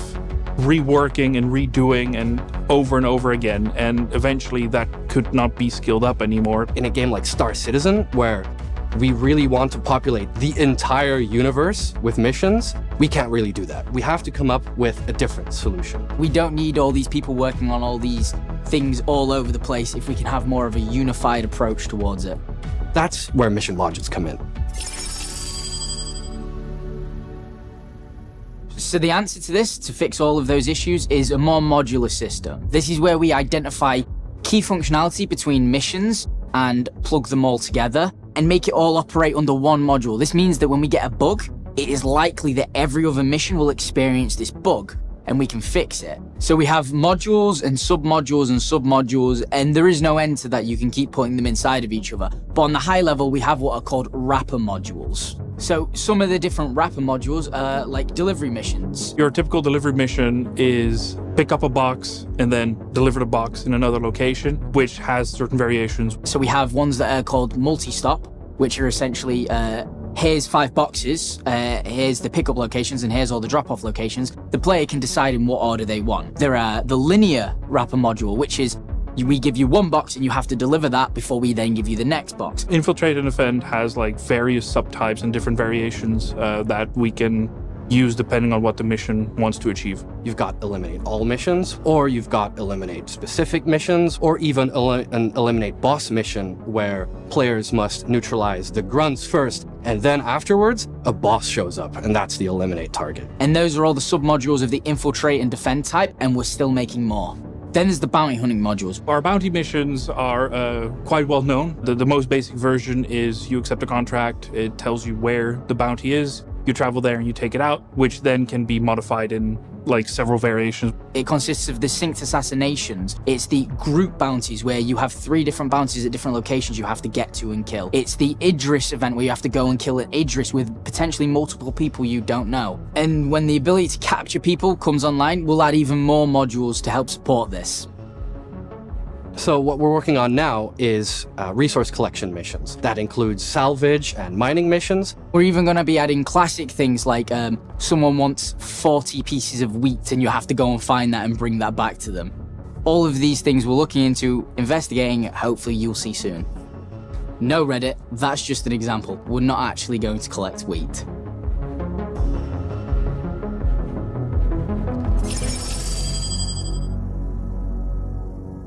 So let's dive deeper into submodules, and let's use one that looks relatively simple, the delivery module. The delivery module uses a wrapper called the multi-stop delivery.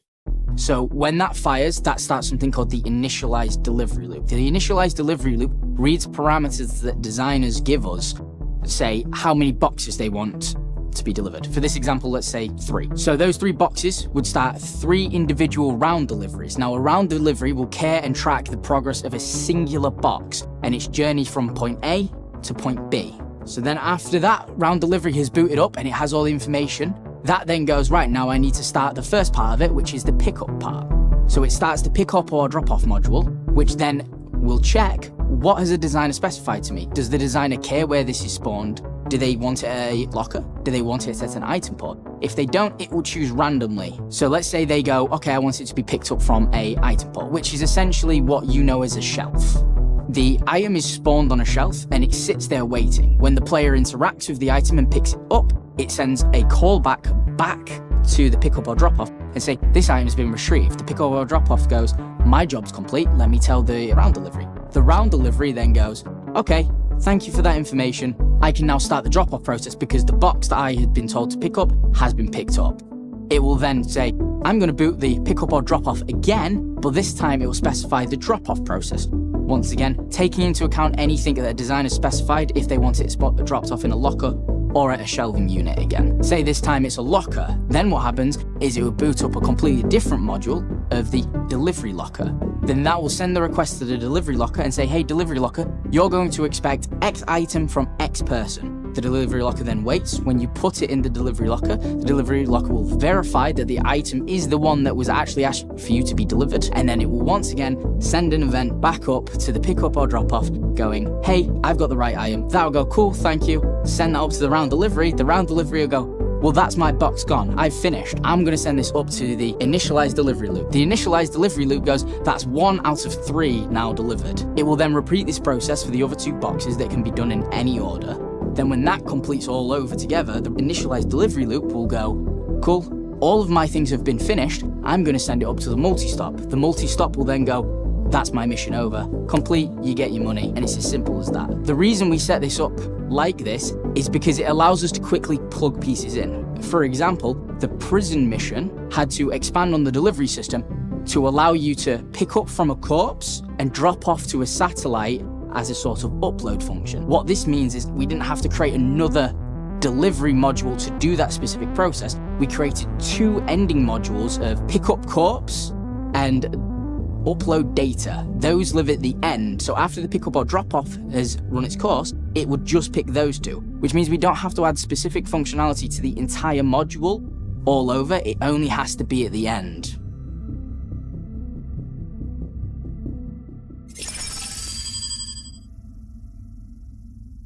So I guess you really want to hear about some of the new stuff.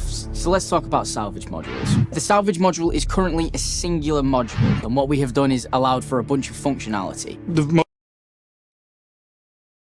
Sorry about that, I had my mouthful. He's going on, so I decided to get some snacks to eat, so sorry about that. So yeah, what do you think about the first half of ISC? Yeah. Well, so that said a lot. Listen, let me put it to you this way. I get it. It was a funny little meme thing going on, like why he's going on and on and on. But you think about the great detail that they're putting into these missions. Again, I know Griff talked about it. There was a show in a sense like this about missions and briefings and things going on, investigation missions, excuse me. And one of the games that I like LA Noire, it's a very difficult game. They have investigations that you have to do, find clues, and if you interrogate the person wrong, that mission is gone. You've lost it. I believe, I don't remember if you can repeat it, but luckily back then it was a single player game, so you could save it and go back if you did so, and basically to my point is that them going through this great lengths to doing this, hopefully we'll see stuff like that in the game. But do you have anything specific about this the first half of ISC, like did you pick up any pointers or anything from that long rant? I mean, I'm impressed with I don't want to say rant, but the long explanation. Put it that way. I don't want to say rant. That implies a different thing. That's not a rant, but the explanation. But that's my point. Is his long rant explanation of it goes into great detail. So what I'm trying to say is that when you look at, these missions, not just being, A/B, there's so much more to it, that it's complex, is what you're saying. Exactly. It's a branch, it's not a single path. That path can branch off to so many different ways you can pick and choose. Oh, okay. Jade, how about you? Yeah, so I love this segment, and I don't consider this a rant. This is what a lot of people in the Yeah, I community misspoke when I want. said that. I did not mean a Yeah, rant. So no, sorry about I know that. you. Yeah. But yeah, this is exactly the kind of detailed, deep dive into gameplay that they're developing that a lot of people in the community want. I like how they did this too, because they also acknowledge there's people that don't really care that this is just going right over their head, that he's talking too long, I don't understand half of what he's saying, things like that. Like there's people that are like that, and they acknowledge both sets of people in this. It was genius the way this was put together. And what I like about what they're talking about here is that we remember all the old missions, like back in the 2.x days, and the ICC probe missions is a good example. People ask, where's Tessa? Well, this explains why we don't have those now. Those were bespoke things that they made specifically, back then. And if they were going to redo those today, they'd be using this modular system, right? The other thing I took away from this was anytime a new career path, a new form of gameplay, whether it's mining or salvage, and in the future, like they said, crafting, and then hopefully science and exploration. And I'd hope they tie medical in with this too. Anytime they have new gameplay, they can tie that in with this modular system and start generating missions, building missions, I should say, that take advantage of the new gameplay systems. So what this tells me is that we won't have to wait that long after we get a new form of gameplay. Like if we get farming, right? We won't have to wait that long before there's like a farming, related mission, because the system can be applied to all the different, types of gameplay that they're developing, because it is modular, and they can use modules for things that they had developed years ago to feed in with something that's a new gameplay system. And it's gonna, as they build this out, this is what's gonna make the gameplay that people talk about when they say gameplay loops. This is it. I do appreciate whoever is in charge of putting editing and the subtitling. I do appreciate them putting the outline on the left side like that while he's explaining, because it makes it easier to keep track of him going from subject to subject in this. But yeah. So Pops, I got a question for you. Okay. The apology at the beginning of this ISC from Jared, you think that'll do anything for the community, or the community just saying whatever? Oh wow! Or how did it make you feel specifically? Well, it reminded me of 2 weeks ago we were doing the the third anniversary video. It was crashing. It was going through all of these problems. Things got deleted. Also at the same time, Paul was contacting us to to get some things fixed. Luckily, the Atmo thing, we didn't have to redo that. That came out smooth, but that's life. That's the way things work. Not everything goes 1, 2, 3. As far as the I think my point is,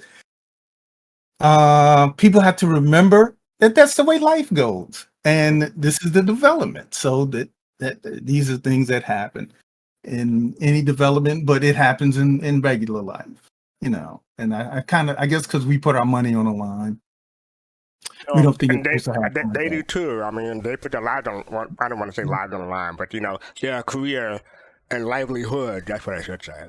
Exactly. Exactly. So, and I'm sorry.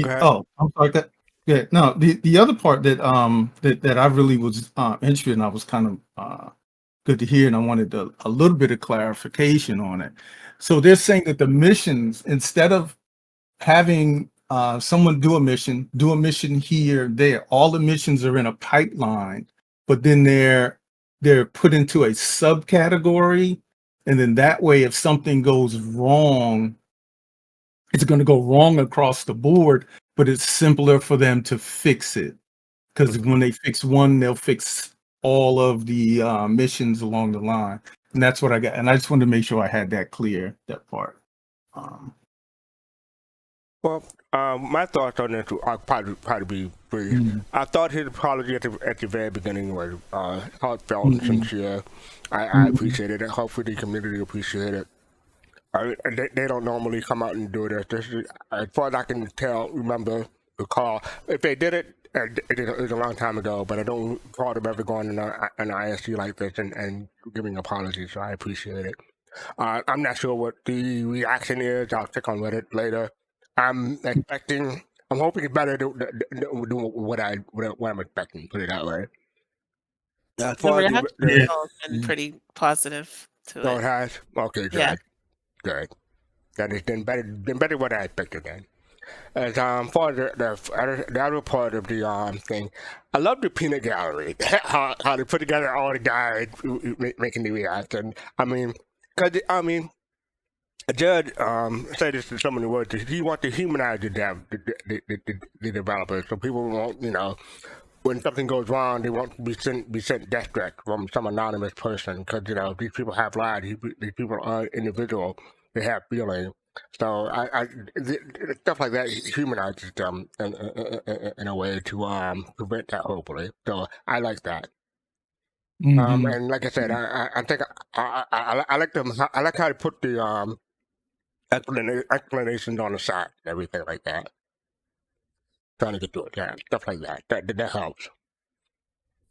All right, so that is the first half of IST. I'm going to skip ahead and get to the second half. So here we go.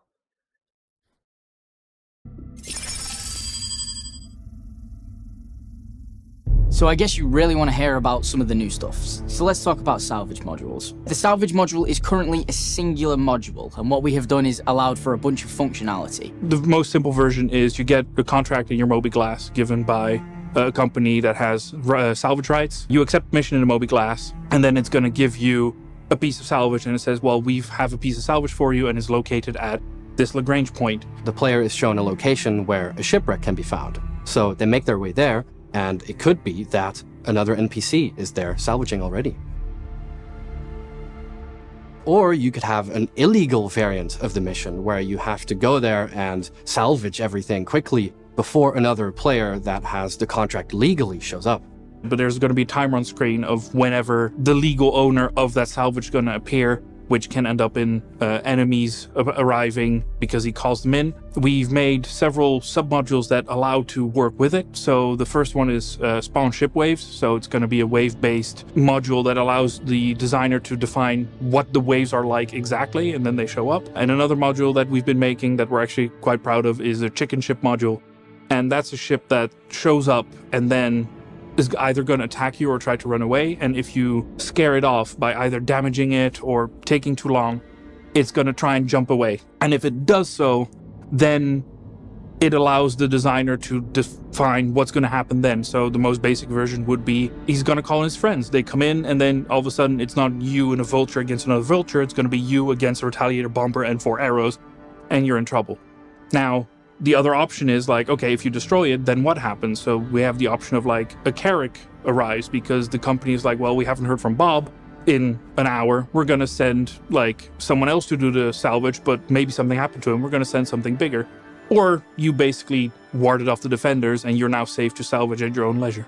This kind of modular approach will allow other designers to come up with whatever they want when it comes to building missions. There could be a number of possibilities. It is only limited by their imagination.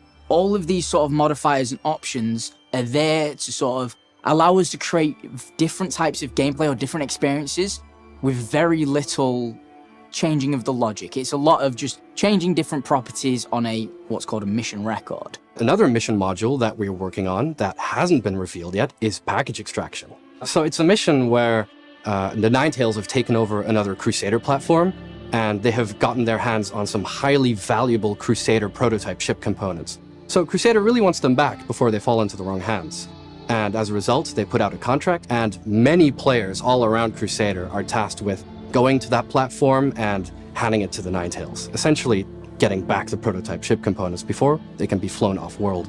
One thing we've been playing with is that we hooked it up to the bounty modules that already exist. So we would fire a bounty module where the player goes to a location, they kill a ship, and then we kick off a salvage module, all in one mission. So the player goes there, kills the ship, and then instantly their objectives are like, and now harvest it.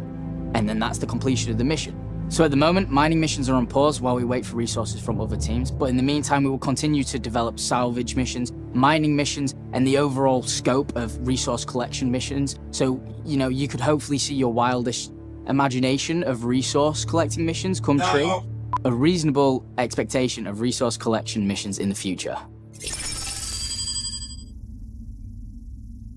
So the biggest virtue of this is it allows other designers like Guillaume from Montreal or Sam from the EU locations team to go in and be able to piece together their own custom mission. We just send them, once a mission module is finished, all the questions that they need to fill in for this. Their designer can go to Dave Fudge, select a mission, modify a few properties that will change the behavior of the mission, whether it's the type of box they're delivering or what enemy they want you to kill. All of these modules are intended to be stitched together in easy ways to be able to create completely new bits of content so that the content expansion can be huge. And this is really important for when you try to build a game of the scale of Star Citizen. They could build a mission where you go to a location to do an eliminate all, and as you're arriving there's a bounty target in the sky you have to take out first. As you go in and manage to kill them all, they use the item dispenser we use in Jumptown and Korea to spawn an item that when the player picks it up, it then starts a delivery mission. That's the real win of thinking modularly. So that was a little look behind the scenes of what we do in the mission feature team. The mission feature team consists of more than just the people you see here. We have a much bigger team that are building these behind the scenes to be able to bring you this new content, these new functionalities, and also help our designers internally to be able to also deliver the same thing. This is only a fraction of things we have worked on and are working on. Obviously, as more systems come online, we are going to start making more and more modules. Salvage and mining were the most recent ones, and we've worked on those.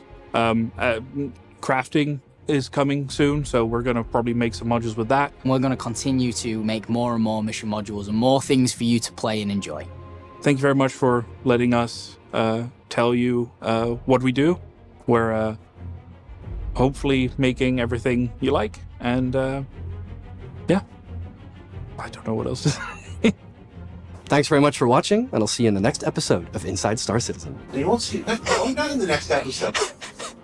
I'm not in the next episode. You just said you are. So, what did we learn this week? Well, we learned that modularity is what allows for the work of one mission to be carried over and utilized in a variety of others. That it allows for the relatively quick construction and iteration of missions by designers from all over the globe. That it is ultimately what is allowing us to currently add gameplay quickly and efficiently to new locations like the underground facilities, building interiors, and even the upcoming pyro system. And that new modules are being created along the way, like the salvage and mining parts of resource collection, as well as the investigations we've discussed previously. And just to touch on Alpha 318 once more, the team continues to tackle the troubles that have plagued launch since Friday, and you'll find continuing updates as needed at the robertsspaceindustries.com website. Now, stability has been steadily returning all week, with more and more people being able to connect in and stay in for longer durations after that. And there's been a number of absolutely critical fixes that only became known and necessary thanks to you all showing up and stressing the ever-loving hell out of the new Entity Streaming Foundation for the Persistent Universe in ways that, frankly, we never could on the PTU. So thank you, thank you, thank you. And thank you to all the developers who never appear on camera because, frankly, they're just too busy. It's been a frustrating week for everybody, but I'm also really proud to stand here and represent those who are working so hard to do right by the community and this project. For Inside Star Citizen, I'm Jared Huckabee. Thank you for watching. Keep an eye on the website for all those Alpha 318 post-launch details, and we'll see you all here next week.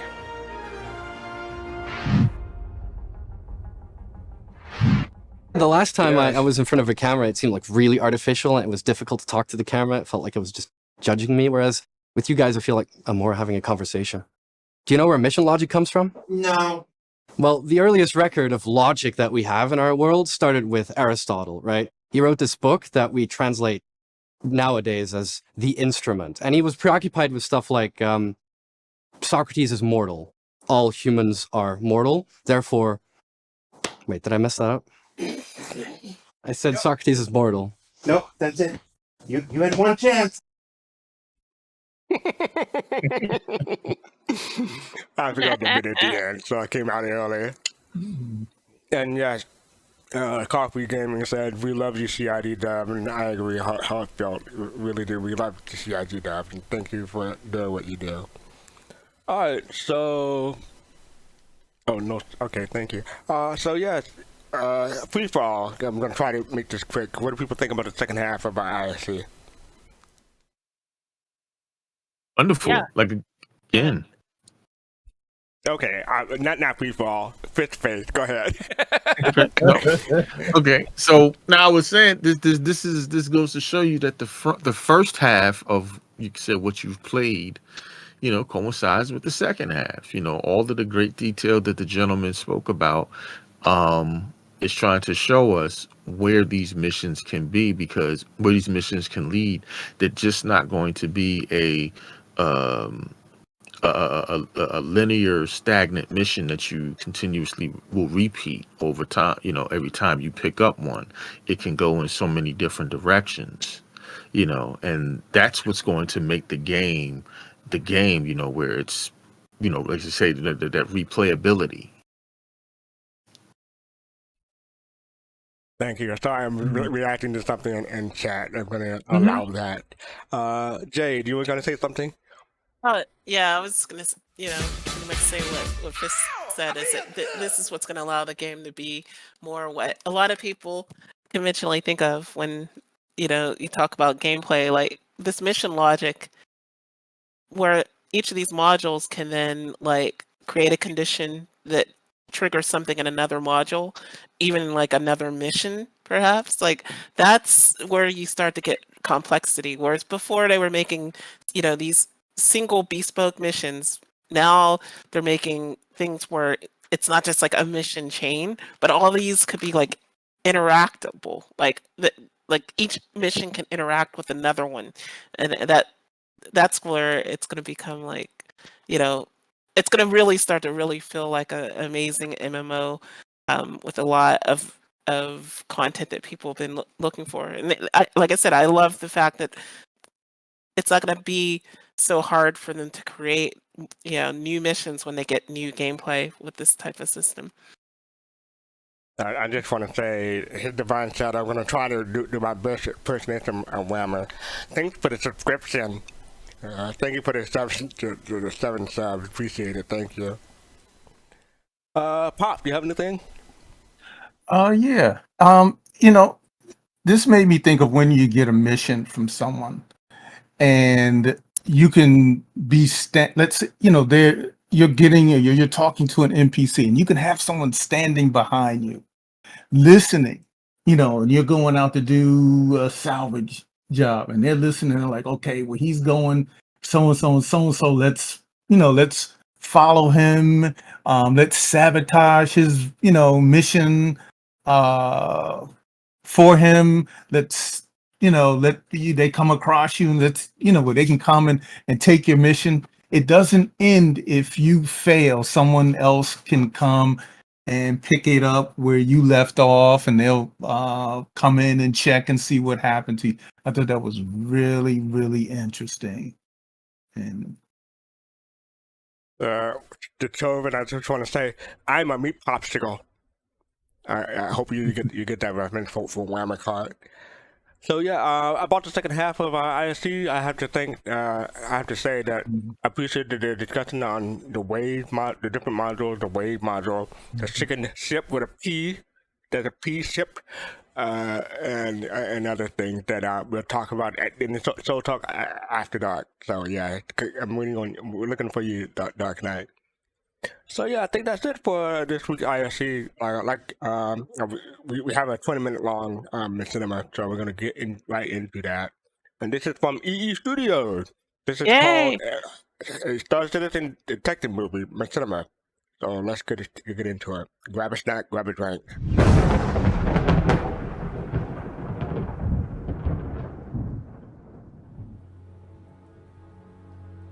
I killed a man once. Harvey, the hitman Mendoza. Down a dark alley in Area 18. The guy was a career criminal. I was just a kid. They said the bullet went right through his chest. Called me One Shot ever since. Said he must have died from shock, 'cause no way a guy like him had a heart. Turns out that ain't the truth. Turns out that little bullet of mine went through something else first. A picture of his wife and kid. Turns out old Harvey had a heart after all. The department said I was a hero. I ain't no hero. Once you kill a man, let's just say, I never been out of that alley ever since. And the longer I done this job, the deeper it goes.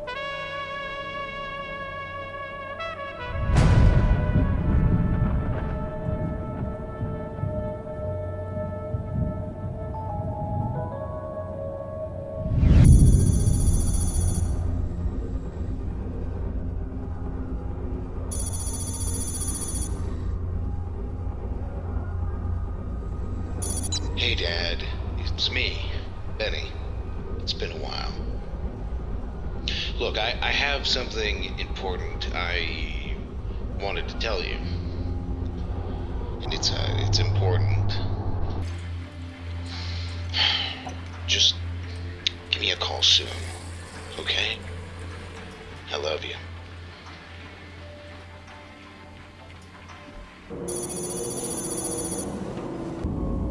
God damn it, Monroe.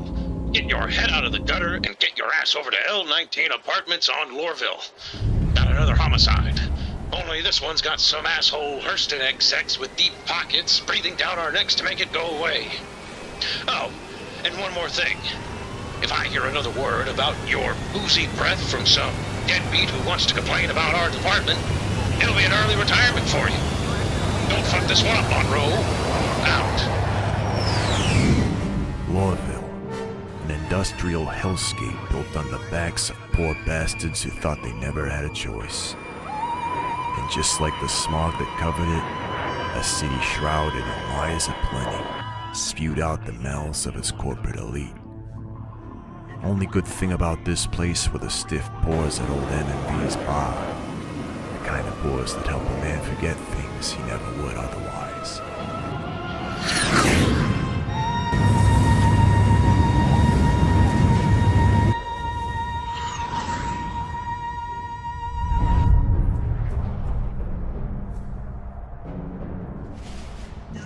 Having a tough morning, Malone? I can smell it on your breath. It's not even noon, Jesus. This asshole never got my name right. Where the stiffs at? Same place they always are. Upstairs. On the floor. Save some for me next time, Malone.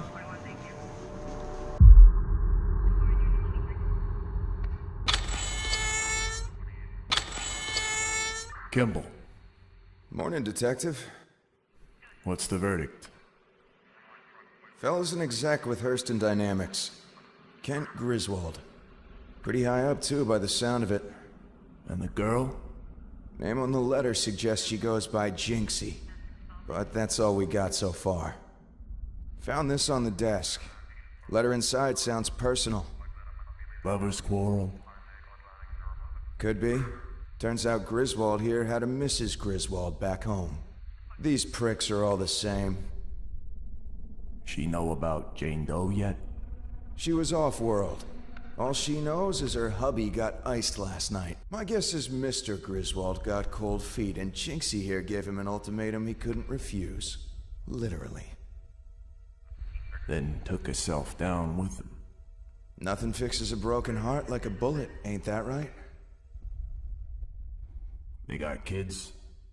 These corpo types ain't got time for kids. You know how it goes. Yeah. Take a load off, Kimball. I got it from here. You got it, boss.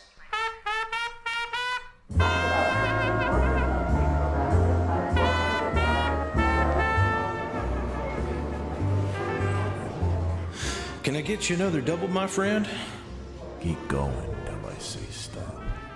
You got it, friend.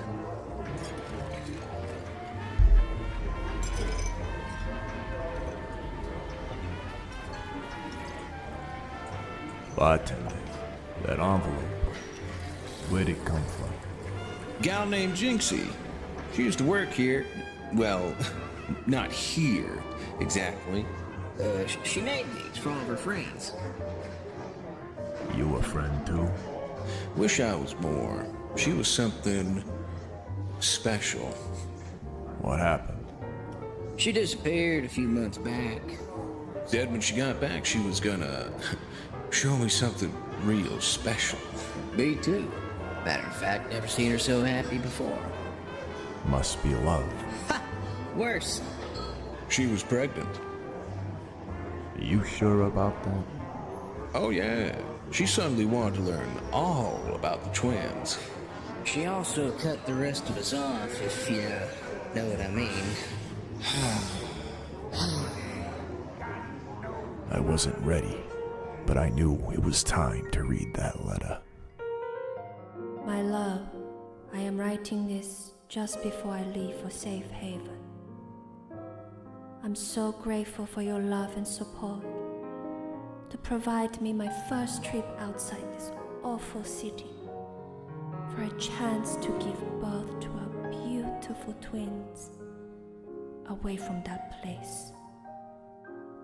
I know it's only for a few months, but my heart already aches to be apart for so long. I would dream of the day the twins arrive and you join us. The day we will officially begin our new life together. The day we've both been dreaming about for so long. Your dearest, Jinx. The more I learned about the dead, the more they started to haunt me. I knew I had to pay a visit to this safe haven she spoke about, but I had to take care of someone else first.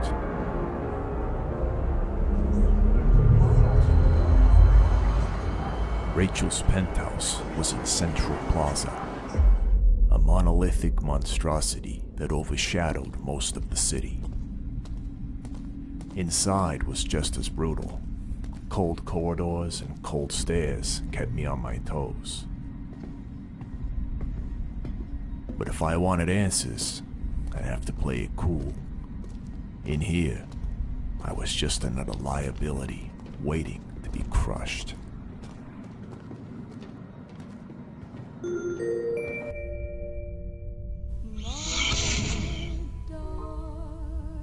Mrs. Griswold. Rachel.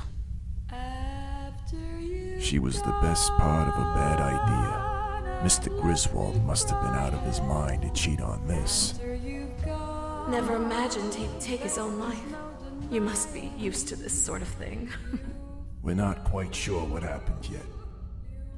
I should tell you, there was someone else involved. Someone else? I don't understand. A woman. The hell do you mean, a woman? I'm sorry. It's just I understand. Were they together? Yeah, That fucking bastard! How long was this going on? long enough for them to, well, let's just say she spoke of love.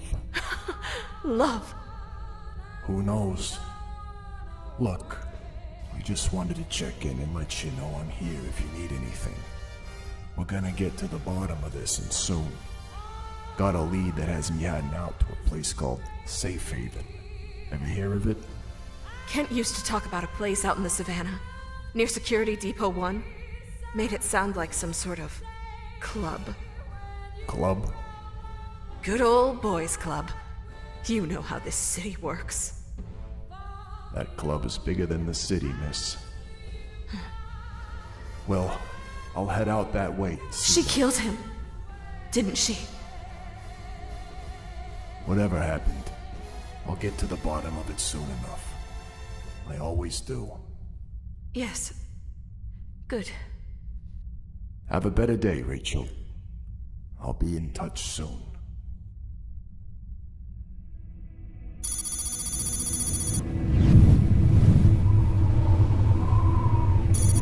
Dad. Come on, Dad. Pick up. I joined the police force. Stayed in security, just like you. Figured it'd help me figure you out a little better. Hell, maybe even make you proud.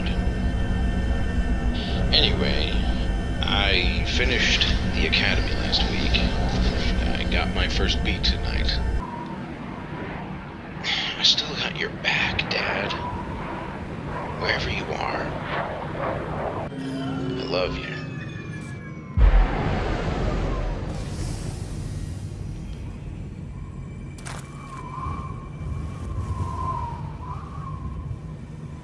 Safe haven.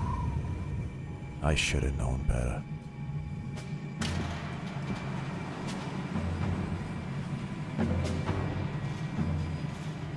Whatever this place was, I knew it ain't what Jinxie had in mind either. Deeper I went, more things didn't add up. This place felt used and not in a good way. And as empty as it seemed, I could feel the ghosts in its walls, like I was being watched.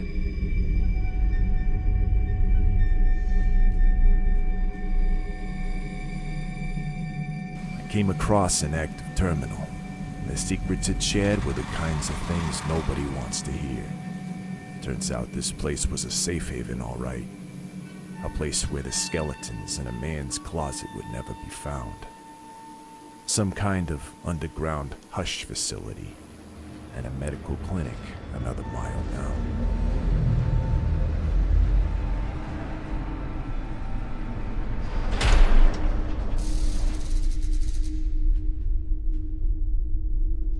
The air was cold and thick. The smell, like burning flesh and sour milk. And worse than that, the truth. It was obvious old Jinxie was set up by the man she loved. Their little secret sent here to be aborted forever. How did Jinxie survive this mess? How did she get back to Griswold? Maybe none of that mattered anymore. Maybe this was the motive I was looking for. I decided to head back to Lorville to break the news to Mrs. Griswold. At the end of the day, we all gotta face the truth, no matter how ugly it can be.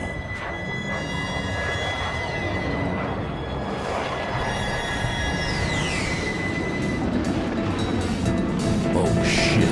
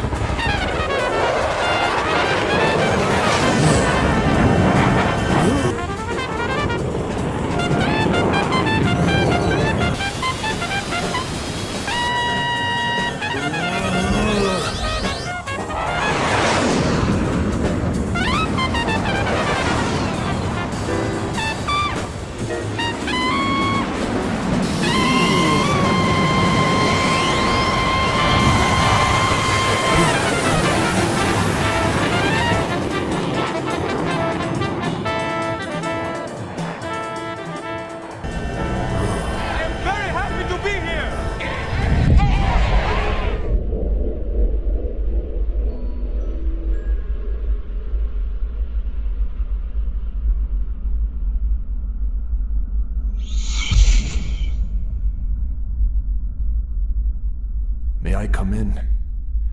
There's something I need to tell you. I'll be right in, Detective. Please, make yourself comfortable. Take your time.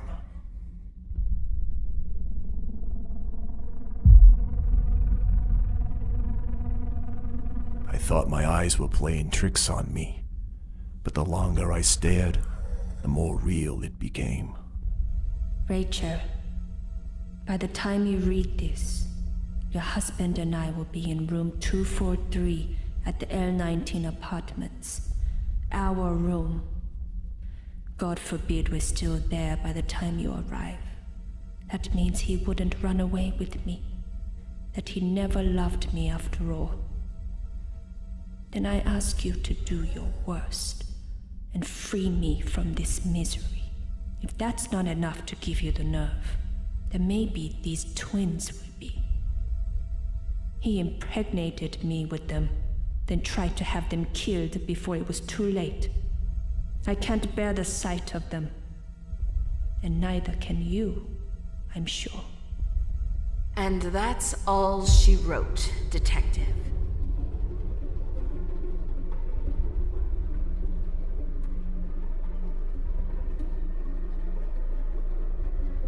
Rachel. It's Mrs. Griswold. I knew my husband was a bastard, but I never imagined he'd try to murder a hooker. Or worse, have fucking twins with one. You knew. I opened my door and found that letter with those abominations. She was right. The sight of them was enough to put the fury of God in me. Mrs. Griswold, please, put the gun down. She used those twins to bait me, and to let him know that I knew their little secret. Of course he wasn't going to run away with her. I'm surprised he had the balls to stick around and wait for me, though. You killed them both? I got even. What about the twins? Burned up with the rest of the trash by now. Another cloud to loom over this godforsaken shithole of a city. Jesus. You were never supposed to know any of this, Detective. You were supposed to die at Safe Haven. Rachel. Rachel's dead.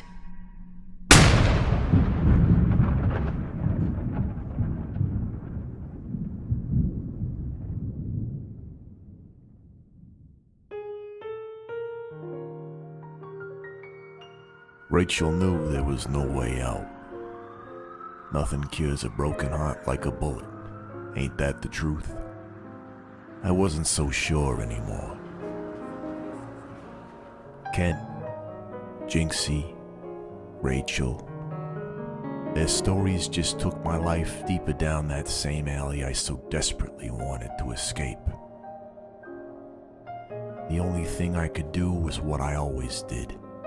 Keep asking questions, and hope one day the answer I needed would come. Excuse me, you with sanitation? Yeah? Who are you? Detective Monroe with Stan's security. I'm trying to find some closure. Okay. You mean for a case or something? What are the chances some kid might accidentally get burned up with the trash? This about Ava? Who? Someone left a baby girl at the burn pit. Can you believe that? Named her Ava because the guy that saw her first kept yelling, "Save her, save her." We thought he was saying Ava the whole time. Only reason she's still alive is because she was crying like a son of a bitch. Or daughter of a bitch, I guess. Poor thing. She's in foster care now, bless her soul. Just the one, huh? Yeah? What do you mean? Nothing. You're a real hero. I mean it. It wasn't the answer I was looking for, but it was better than nothing. I guess another tomorrow is right around the corner. Hey, Dad. I thought I'd find you here.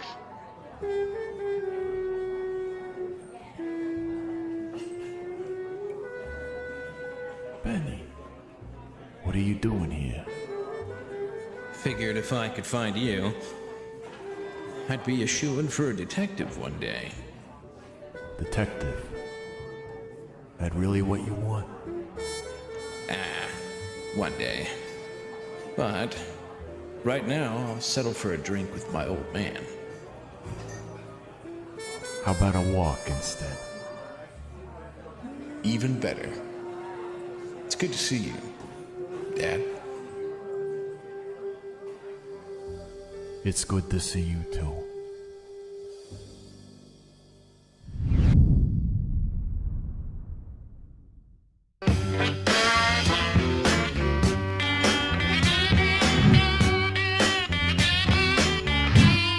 Well, that escalated quickly. Wow. Jade, I get the feeling you want to go first. Yeah. So I hadn't seen this yet. I usually watch her stuff like as soon as it comes out, but I've been like super busy. So this was the very first I got to see this. And as it got towards the end, I was like, oh my gosh.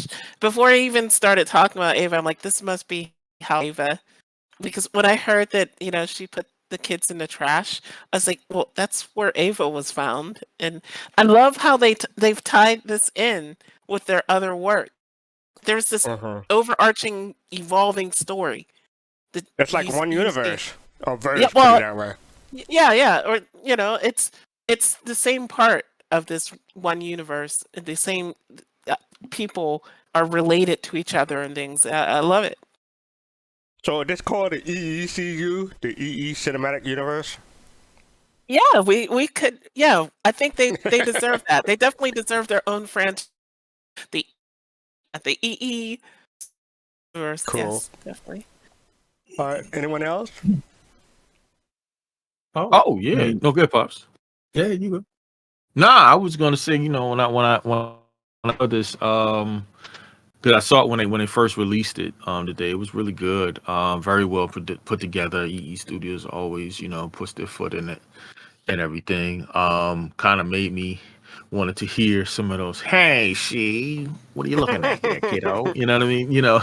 I was dying to see that. But no, they did a very, very good job. And again, kudos EE Studios. Pops?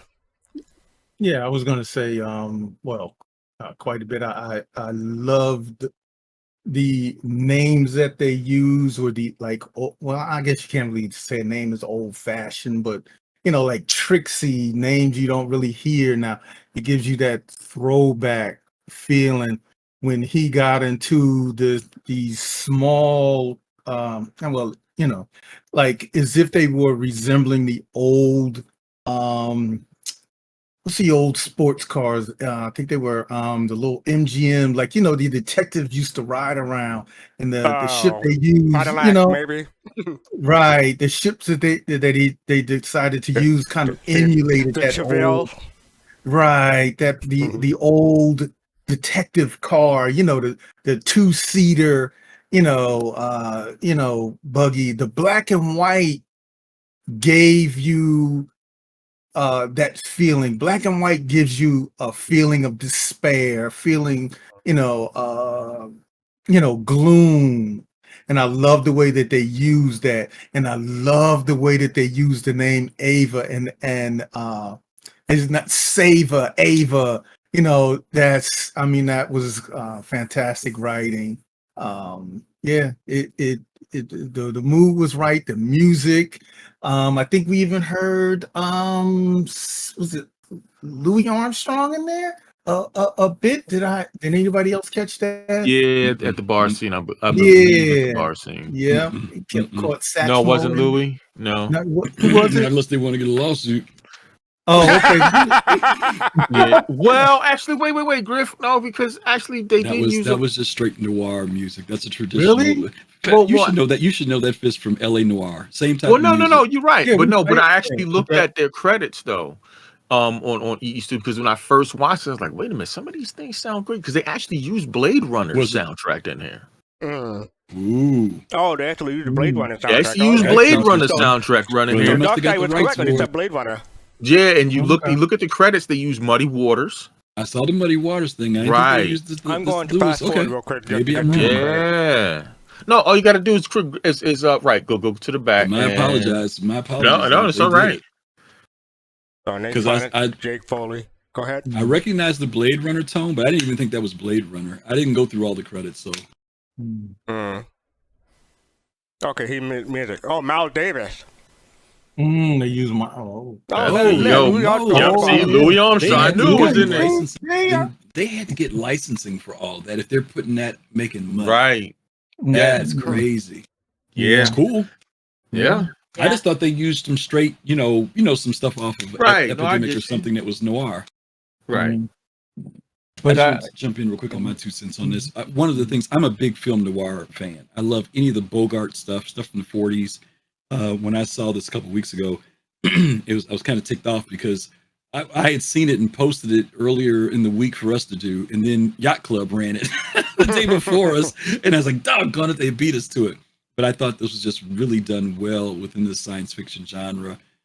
Anything that's film noir, I love. Like you said, pops the black and white, sends across a certain message already, with film buffs in particular. So I thought this was just really, really a different type of story. And like Jade said, tying it into the Ava stories that we had already been following was a nice surprise loop in the storyline. I want to be quick with my comments or try to be. When I started this video earlier before the show, not just now 20 minutes ago, but before the show, when I put the show together, I saw the aspect ratio and I thought, wait a minute, did YouTube mess up the aspect ratio? That was before the screen came up and I saw it in black and white. So I thought that was kind of amazing. Right here, he's holding the red letter. I thought that was a new twist. That was cool, considering the lore and everything behind the red letter. I do have to criticize, I guess constructive criticism. I hope they add subtitles and closed captioning in the future, because this is I know this is a long video, it's kind of tough to do, but sometimes it just helps out. It's hard for me to take these detective stories seriously anymore, because I saw Happy Time Murders, and ever since I saw that, it messed up my frame of mind when it came to detective stories. So, but this one did a good job of putting my mind more right, put it that way. Got a question. How did a guy like this afford a razor on his salary? I'm just curious about that. I mean, And I man, love the music escalating at the end before the gunshot. so it's about the Razor. If you remember back in like the old days, Crusader Security used to fly M50s. Right. So being that he was part of, I think he said Stanton Company Systems vehicle? Security. Yeah, it's probably like a company vehicle. Oh, okay, that makes sense. I was like, there's no way. You got a razor. All right, cool. Yeah, I was going to mention the way they use the horns, and they use that spot with the horns. It really, because you don't really see that anymore. A lot of things are synthesized and stuff nowadays. But but the use of the horns and the use of that soundtrack is excellent. Now, those horns really made you feel. The horns can make you feel chilly, and they did. They work. Cool. All right. So thank you all for watching that and commenting. So up next we have, well, I was notified earlier that there's no Soul Voices this coming Saturday.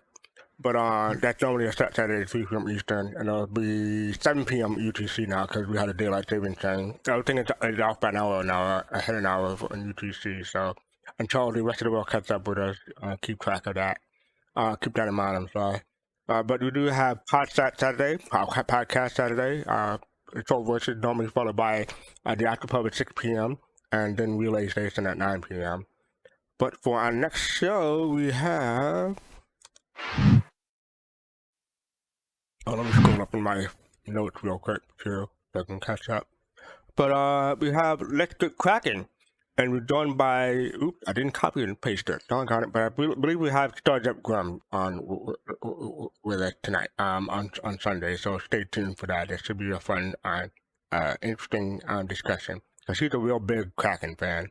So yeah, that is 8 p.m. Eastern, midnight UTC now on Sunday. And so yeah, I want to thank you everybody for joining us. Thank you everybody for chat for being here. Thank you to Fish Space, Griffin, Jade, and Pop Space for keeping me company tonight. I know you had that other thing you could be doing on a Thursday night, but I appreciate you spending it with me as always. As usual, thank you. Make sure you follow us on social media with Social Citizen with the S on the end everywhere. You can buy our merchandise on our store. Click the link below. Make sure you hit like, subscribe, and follow, and hit the notification bell or notification to see when we're live, catch up live. And I think that's it. I'm acting as your moderator tomorrow night. Say it again. Are you doing flights?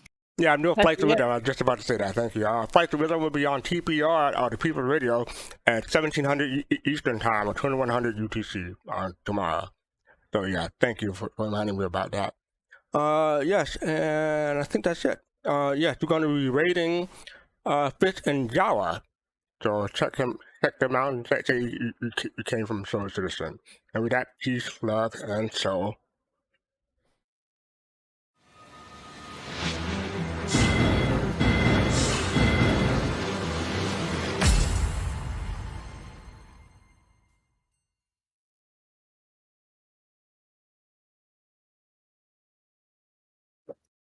Oh, they ended.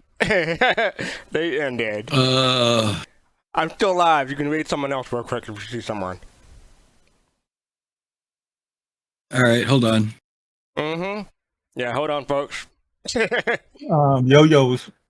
Yeah, she's playing something else though. We'll go to Paul. It says Star Okay, Citizen. we're going to Paul. Is she a Star Citizen now? It says Yep. Star Citizen. She only got 9 people in. Oh, she was in Fortnite a few minutes ago. Okay.